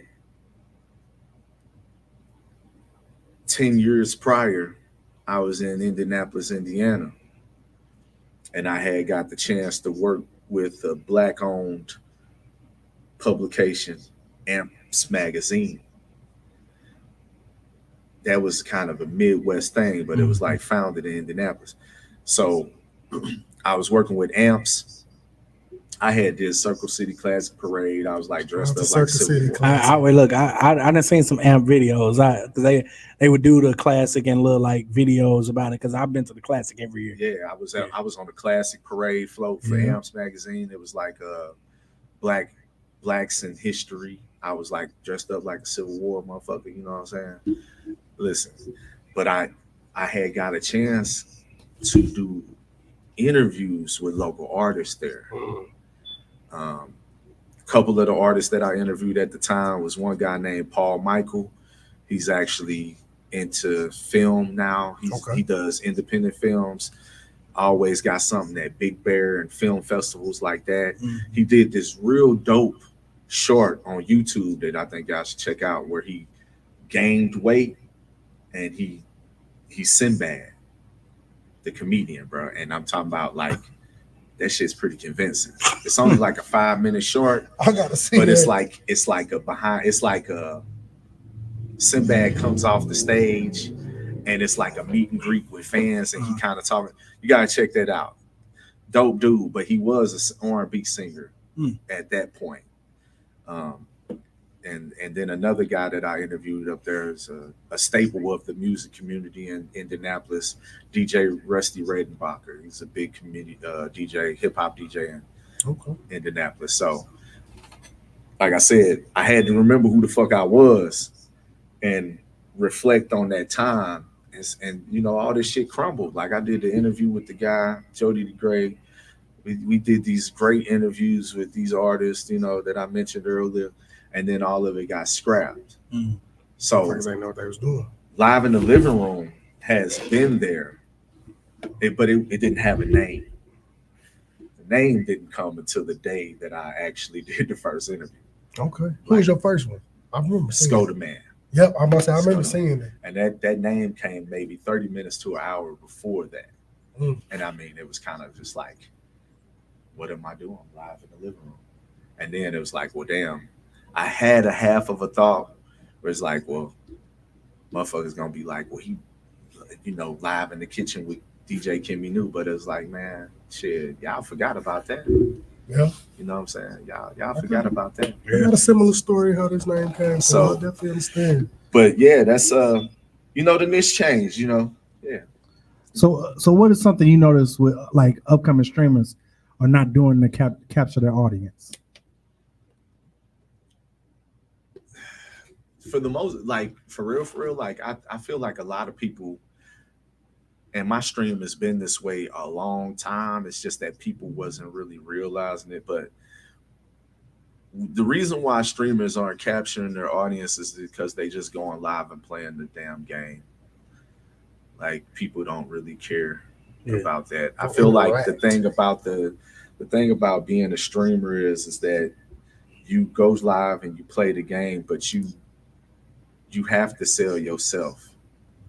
As a content creator, period, you have to sell yourself. So just going live and playing the game is like, anybody can do that. What else do you kind of like, how are you communicating with the audience? What are the topics? You know, things like that. I feel like that's the main downfall, is that people just think they could just go live and play the game, and unless you super good at the game, and there's some people that's out there that's super good at the game, but I feel like when people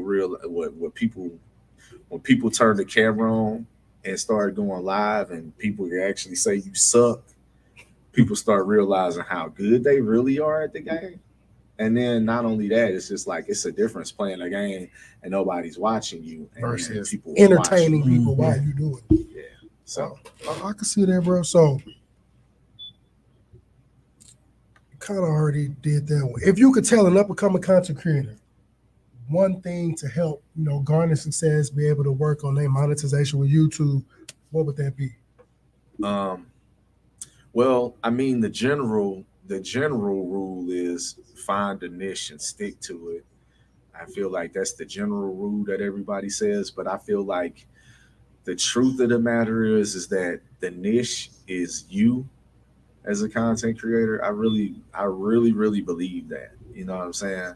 Because the thing about it is that like people love Boosie, right? I don't, because I don't like his voice. But it's a whole bunch of people that love Boosie music. I can't take that away from them, but I don't because of his voice. You're going to have that anywhere. With content creation, there's going to be people like, they don't like your voice. They don't like the cut of your jib. Like, they don't like, it could be anything. So I feel like you just got to, with content creation, the main thing is learning how to sell yourself. Like, I deal with a lot of people who stream, so they always like the game. You got to sell yourself. You're always the product. You could be good at the game, but you have to sell yourself, because guess what? At some point, the game dies.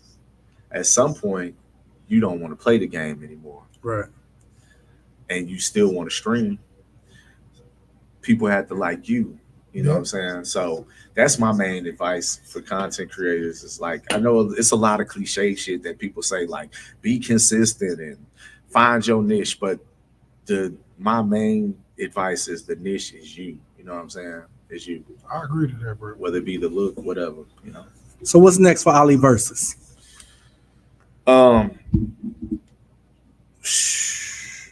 What's next for OIi Versus, man? Like, OIi Versus is figuring things out right now, for real, for real. Like, my content is all about me. Again, going back to the niche part. So I've got the live in the living room thing going. Kind of got a little bit like faulted on that, if you will, because of a death that happened recently, like April 20th. I was live. I got a call that Crydine got killed in his neighborhood on his block. So that kind of fucked with me, you know what I'm saying? But live in the living room gonna be coming back soon. You're gonna see a lot more unboxing of He-Man and Masters of the Universe stuff, because I always say that, like, the older that we get, we have to find something. Like, we was talking about coloring earlier. You was talking about them figures that you bought, how you don't want your son to play when. We got to find something that we kind of connect with our childhood to keep us young. And so, like, man, my son kind of got into Masters of the Universe a few years ago, and they releasing all these toys. So I'm going to be doing a lot more unboxings of those. What kind of helped me propel my YouTube monetization was Mongolian hip hop. I was reactions. just going to bring that up, bro. You still do? So yeah, I'm doing them, but see, the thing about it is that shout out to Mongolia, for real, for real. Yeah, they blew your shit. They blew my shit up, and they still subscribing. And like, I just released a video a couple of days ago. It's already over 2K views. It's a reaction video, but the thing about it is that that's not an original content in a way. Right. Now, it's my reaction is original, but it's their music. Yeah.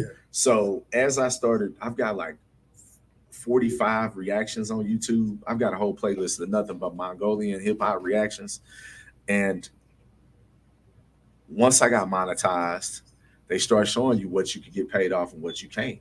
So I've got a lot of those videos I can't get paid off of.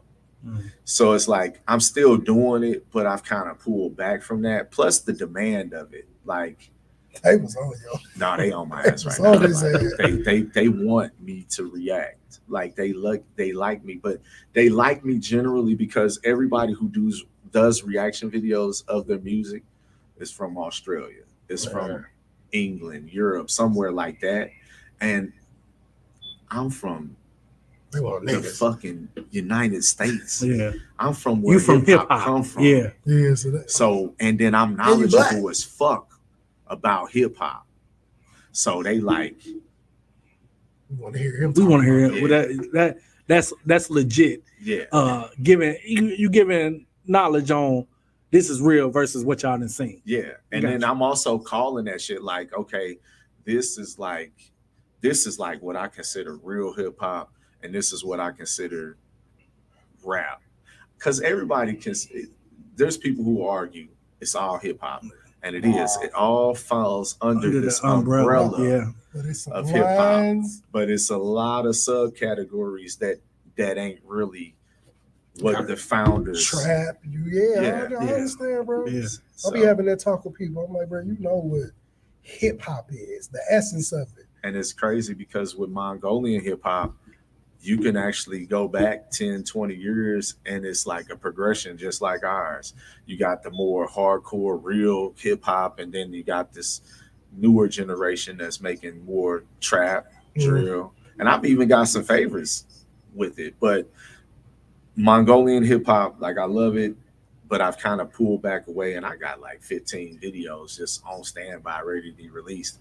But I just haven't been releasing them as much because you build up a demand, and then you gotta kind of you can't just keep on giving it to them every day. They're gonna expect it after it's like it's good for building your page. It's like, it helped. If I need a good another I could toss this out there. I know it may garner more people.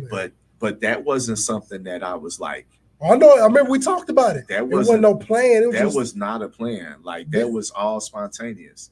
I started doing music reviews last year around this time, live, and I kind of stopped doing them because people wasn't sending as much music. So I said, okay, maybe I done pumped the well a little bit too hard, and I stopped. And I gave, January. I remember you was doing. No, actually March 25th, 2024. I went live on a Monday night. I say, hey, I'm gonna do a music review tonight, and I did music reviews. Nobody from here was really sending me anything. And the only difference was I went live on YouTube that night. So when I went live on YouTube that night, some people from Detroit, some people from Colorado sending me music, and then this girl from Mongolia, Utral, she was like, hey, check out this song, Rocket Bay, Blavga.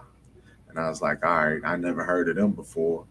Searched them on YouTube. It was just the album cover with a dead fly on his back with his private part, what would be, the private part, like bleeped out. I was like, this shit look like some foreign shit off the rip. Yeah. And I pressed play on it, and it wasn't no video. It was just this dude spitting. Video had just released 24 hours prior. Already had over 1 million views. I listened to a lot of music. So I'm like, what the fuck is he doing to get this many views in this short of time? And it was a diss song to another artist in Mongolia named Fla. I found out later. I pressed play on that motherfucker, and that dude was ripping it down. I can't understand the word. I don't have no subtitles on, but I know he could fucking rap. And I was like, he remind me of like Eminem, and they was like, he's like the Mongolian Eminem. And they went from that to like 20 other videos that night. And I was watching my stream back the next day. I went back to that first reaction, and I was like, man, I gotta cut all these up. Yeah. Cause it was like, just when you know yourself, that's something that's genuine, that's when you know what you need to be doing. Yeah. That's you know what I'm saying? That's when you find yourself. And like, I know you said like one of the questions, like, what did you do to monetize in such a short time? It was not a short time. Well, I know you had to pay 6 years, but 5-6 years. Matter of fact, longer than that, because I had the page from when I was doing music. I just never really done nothing with it. Yeah, but it seemed like because I know you from doing Twitch, but when I saw you start, I remember when you started posting about getting on, I'm gonna start fucking with YouTube a little more, and then it seemed like instantly. I remember messaging you like, damn, bro, what you? Yeah. Come like you did. He was like, bro, these Mongolian videos, that shit unexplainably just took off. Next thing I know, I done hit everything I needed to hit. And I just, that's what's up, bro. I just started cutting that content and focusing on the hashtags, and yeah, man, it really propelled it. You know what I'm saying? It really got me to where I need to go. But once I got there, it's the realization of I can't focus on this. Yeah. And then going back to my principle rule is the niche is me. Yeah. So I was at the start, I went through, just to kind of what's next for OIi Versus. I went through all my videos. What's my top viewed videos? Well, I just told y'all I got a video that's 2-3 years old. That's my top paying video. It's a how-to. So more how-tos, more unboxings. So once you go back in the videos, adding hashtags? I don't. I have. Well, people just started catching on to the video. Well, so like those how-to videos, it's just like, it's a how-to video, man. How-to work. Well, it's evergreen content. If you look in your YouTube statistics, they're going to be like, create evergreen content to get more views. And evergreen content is like how-tos, shit like that. Okay. Unboxing reviews. Because people were interested in, but how-tos mainly. Like, I was going to start doing shoes, man. I know I could convey shoes in a way a lot of people that would love to get into it wouldn't. Man, like, I'm going to be real with you with them shoes. You got a vast knowledge, because with me, it was like I'm combining everything that I do, all the knowledge I have, the history of hip hop, the history of video gaming, and now I'm getting more into toys because that's something that I've already done on my channel, but I just ain't done it like I'm going to do it now. Mm-hmm. But reviewing them shoes, man, unboxing them shoes, reviewing them, people gonna love that. Because I watch content like that, and it ain't even the same thought process of, oh, if he doing it, I can do it. It's more so like, when I started really pumping and pushing shoes, the inboxes I get from motherfuckers I know. People now get inbox like, bro, I like these shoes. What you think about them? If I buy them from here, should I buy them from here, man? What's a good place to do this? I'm getting it from random people on Twitter. Motherfuckers I do know, don't know. It's just a community of people. And then I just started taking random pictures of my shoes. So now it's getting to the point where I see somebody post it, I'm like, I got that. I'm like, well, shit, I need to see let me see your own foot pictures for them. I ain't did no good ones yet, but I got you soon. I just got a profile spotlight from a page that's growing big. The people that love shoes, I'm like they 343rd follower that they did a profile spotlight. And that's another thing too, is like realizing as a content creator that the niche is you. And what I mean by that is the voice, the personality, everything, that the niche is you, but building a community with something like the shoes. Like for me right now it's Tekken 8 because I know this is going to be a game that's going to be competitive. People going to play it for at least 5-6 years. It's something I could build with. And then it all goes back to, this is what I love. Like Tekken is probably my favorite game of all time. So building the things that, for me, it's like a lot of things. So it's like all these things I'm trying to put together because they're all the things that I love. And more than anything with the monetization, all of this shit is like a lottery, man. Yeah. It's all like a lottery. See, I had the realization that the Mongolia, all them ain't gonna pay me. My own original content's always gonna pay me no matter what the views look like, right? But I'm at a place now, it's like, I'm just fucking throwing bait out I got multiple fishing rods just out. When that take good, that's where you can. And then I could focus. say, okay, this is where our focus was because my Mongolian hip hop, I put my focus into that. And then I say, oh, well, I got all these reds where they're not going to do anything. They're not going to give me a copyright strike, but I can't get paid for it. Yeah. I got to do stuff that's going to pay me. Yep. So now it's like, fuck, I want to do these toy reviews because next thing you know, I might be coming back talking about I work for some toy company or whatever. But it get to the point where, and it wasn't my focal point, but I've watched a lot of creators that I like where it's get to the point where people like how they convey stuff. Mm-hmm. So now they're getting shoes because I want you to do it. Like shout out to it's a big dude on and he's actually from St. Louis, but he live in Alabama right now. His name is Sneaker Fetish. Okay. And I'm not sure how old he is, what school he went to and everything, but I know he's from the Loop just from seeing him talking about it. And he is what he's a shoe storyteller.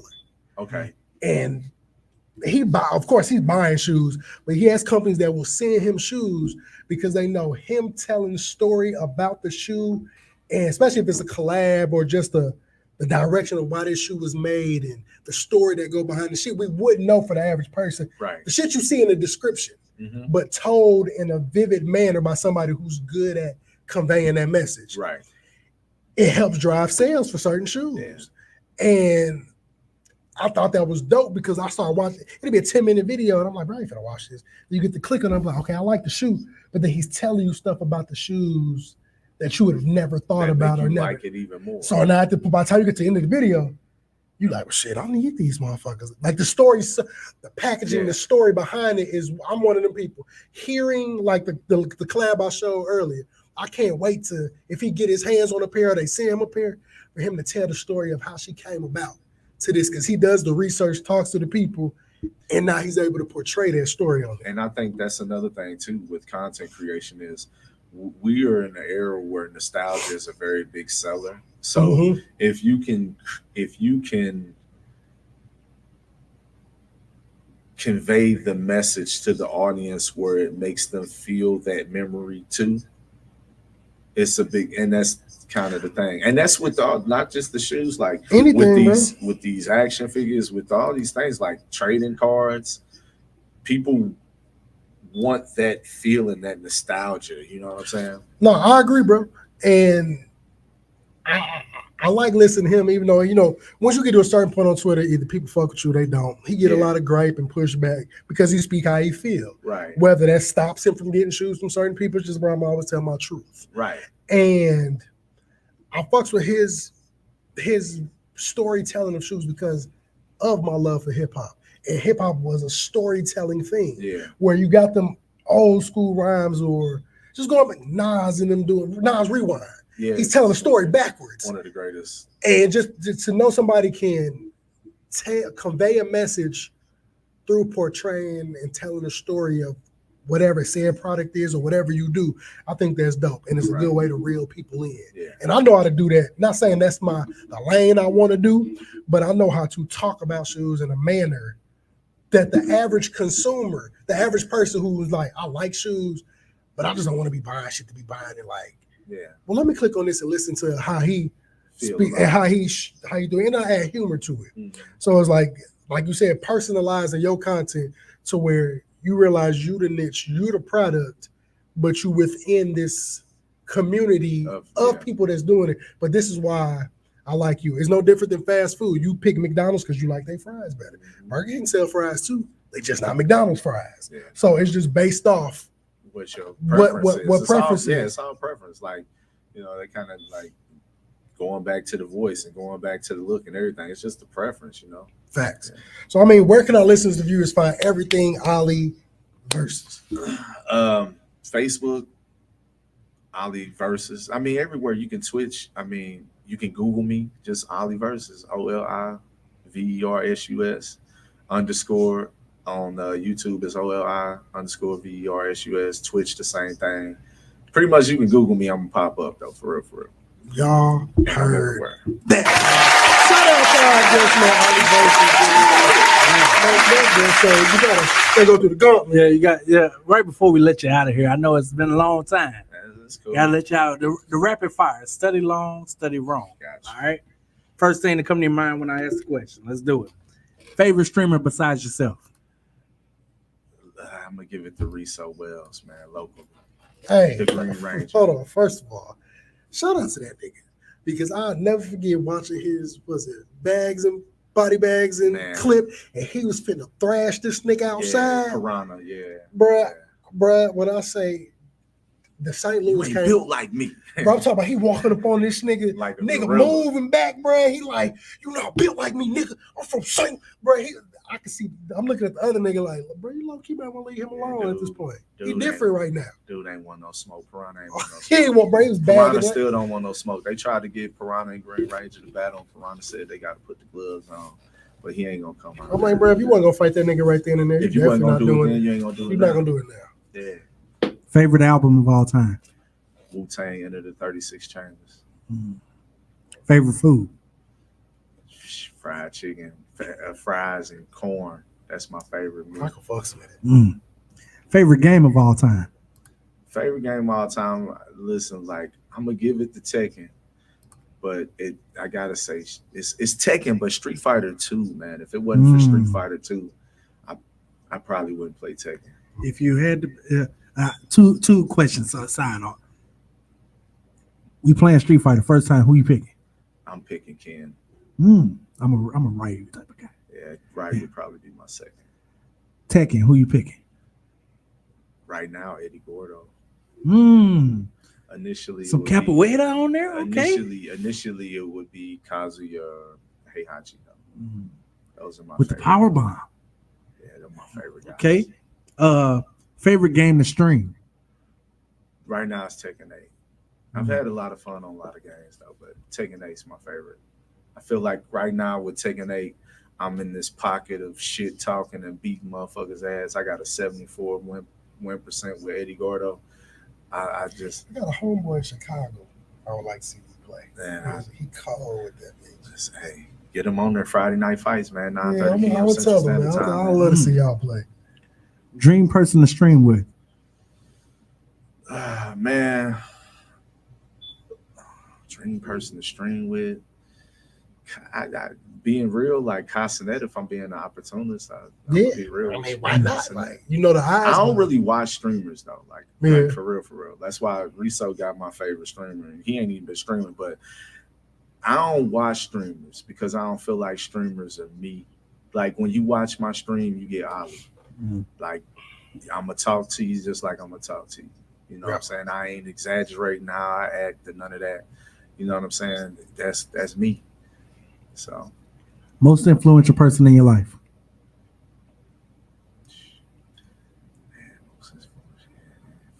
It's a deep question. Yeah. I'm an old ass man. I don't even know now. Like my grandfather, man. If I'm being real with you, the most influential person in my life is my grandfather. When I was a kid, I used to think my grandfather was He-Man. You know what I mean? I my work ethic came from him. I did everything with my grandfather as a kid. I was in the country every weekend, stacking rocks, logs, swinging axes, you know, everything. Learning how to be a man came from him. So I feel like he's probably the most influential person in my life. I don't feel like I've, you know, yeah, that's it. Grandfather. If you had one wish, what would it be? One wish to not have a worry in the motherfucking world. Man, I fucking heard that. Like, I feel like it should be everybody. Just to be Sugar Grits, get ready because them claps coming. Just to be financially stable and, you know, not have a worry, man. It ain't even about being rich no more. Yeah. It's just about. Yeah. Man, I want to be able to just buy shoes and make sure my girl like, happy, my kids happy. I ain't got to fret over nothing. I can wake up. I be telling people I don't want to work, and they like, I don't work right now. I don't. You know what I'm saying? I haven't worked in 3 years now. I'm fortunate enough to be in a situation. It's hard, you know what I'm saying? But I tell people I don't want to work, and they look at me like I'm crazy, and they don't understand what I mean. Everything that I do is work. I don't want to work for nobody else. I get it, bro. As somebody that worked for himself at one point in time and only went back because I get free benefits, and it ain't this hard. And I'm still able to do what I want to do. Because as a building sub, me shooting videos and content, I ain't got no class. I go in there and edit. Yeah. Or if I do got a class and they got everything done, it's kids that like editing. They come sit around me and watch me edit. Yeah. So I get to still benefit from that.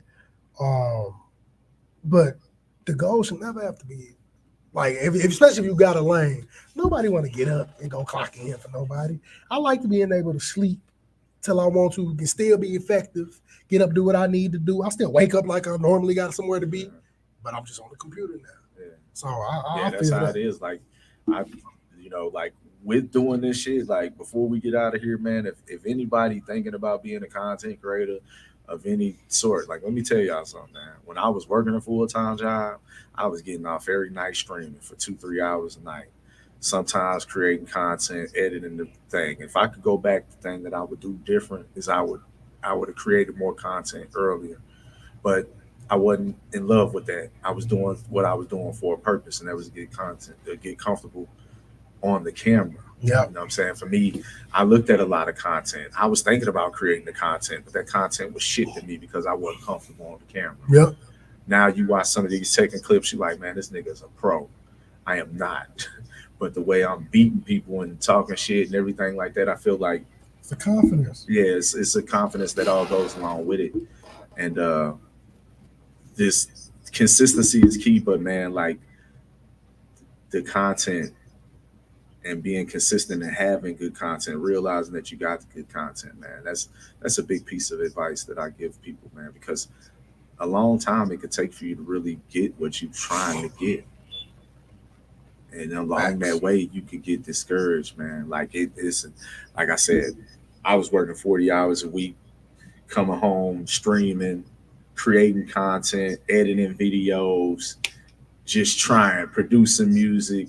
You know what I'm saying? And then when you get to a point where you can just actually say, oh, this is my job, you got to be a self-motivated individual because you used to people telling you what to do.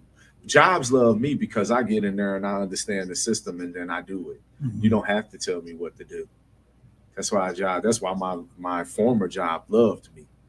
Because tell me what to do, I got it. I got it. You know what I'm saying? But I was already self-motivated.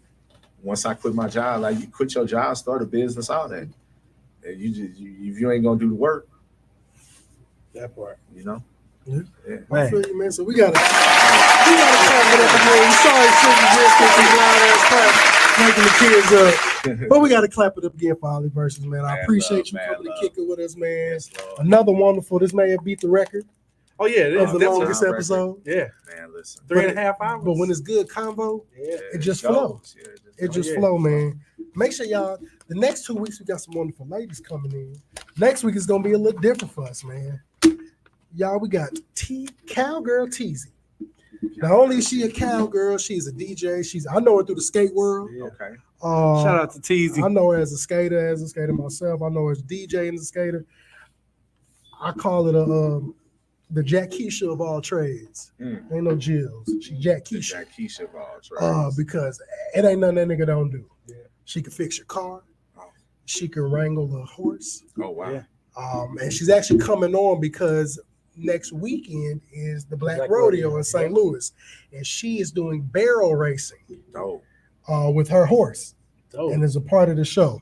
So I'm actually trying to I'm like, bro, give me a ticket or something so I can get. I want to come in there with her so I can record it. I ain't never been to a rodeo. I randomly stumbled across one in Vegas. During Breeze Weekend, every year is the annual cowboy convention in Las Vegas. The first time we ever went. And we out there, and I'm like, damn, there's hella niggas in boots and hats. So we asked the hotel, they told us, we're doing this little something in the hotel, walking through, and I see these people keep going in this door, so I walk in the fucking hotel, bro, in the middle of that bitch. Whole rodeo set up in that bitch, bro. Like, and I go out there, I'm seeing the bull running through, and I'm like, That's crazy. That's fire. Yeah, don't wear red to that shit. Yeah, hell no. I just watched the video of the bull hopping over that bitch and cracking shit. Motherfucker had red on, right? Yeah. I seen it like it was a whole bunch of clips. Fuck that nigga It's up, like, bro. don't wear no red. And the that bull bitch. was like, because bull see red. targeting them motherfuckers with red on. Yeah, bull see red, I'm and in that they motherfucker lose. white tee. Big white tee energy. I'm not getting hit by nothing. Hey, I know you said Teasy next week, but who the week after? Because you happened to mention you got Miss, was it Tusi? She is a BBW adult entertainer. Lot of mercy. So she actually has a BBW like strip event coming up. So she's gonna come on. She's been on here before. Those been popular. Some of the best storytelling I've ever heard in my life. Grade A storyteller. You need a motherfucker to record and just tell a story. She was telling a story about her ex-husband, rest his soul. But I want to get a t-shirt with that nigga picture on it. Because I say R.I.P. Unc. Unc was the lesson. He was that nigga. Oh wow. Unc was the GOAT. That's what's up. So shout out to Unc, man. So y'all make sure y'all tap in this week, man. Like I said, as always, I'm one half of the tandem. I'm your boy NicoThaGreat. Man, it's the Past Master. And we do this wonderful thing called POSTAL Podcasting. I mean, the rain, sleet, or snow. We in this hole. We're going to give you the news, some of them Jews, and find the rest of the motherfucking blues clues. Fuck you, Steve. That nigga Steve couldn't find, man. So, I want to see y'all next week, man. Thank y'all for rocking with us. Shout out to all 77 of y'all that stayed on, man. Big clap. I know you mad at us. All the Twitter folks. OLIVERSUS. Tap in, man. We talk about a lot of things on the stream. Fuck with hip-hop, toys, nerd shit, everything, man. Hood shit, all kind of shit. And I'll share and get y'all the link as well. If you look at the descriptions on YouTube, or you go to once we done, as soon as we push in, this uploads to all these streaming sites as far as audio wise. Okay. So they're able to go to Apple Podcasts, Spotify, I heard all of that. Not only find the show in the previous episodes, but if they go through the description, they got your Twitch link, Facebook link, your Instagram link, your Twitter link. We try to provide it. Man, hit them links. We try to streamline it for the people. Right. Because that's the whole goal, man. Cross-branding each other. Facts. And you meet my people meet your people. All I need is one of your followers. You need one of my followers, and we growing. Right. So keep that going in. I'll tap in with y'all next week, and we about this thing. That's all the man.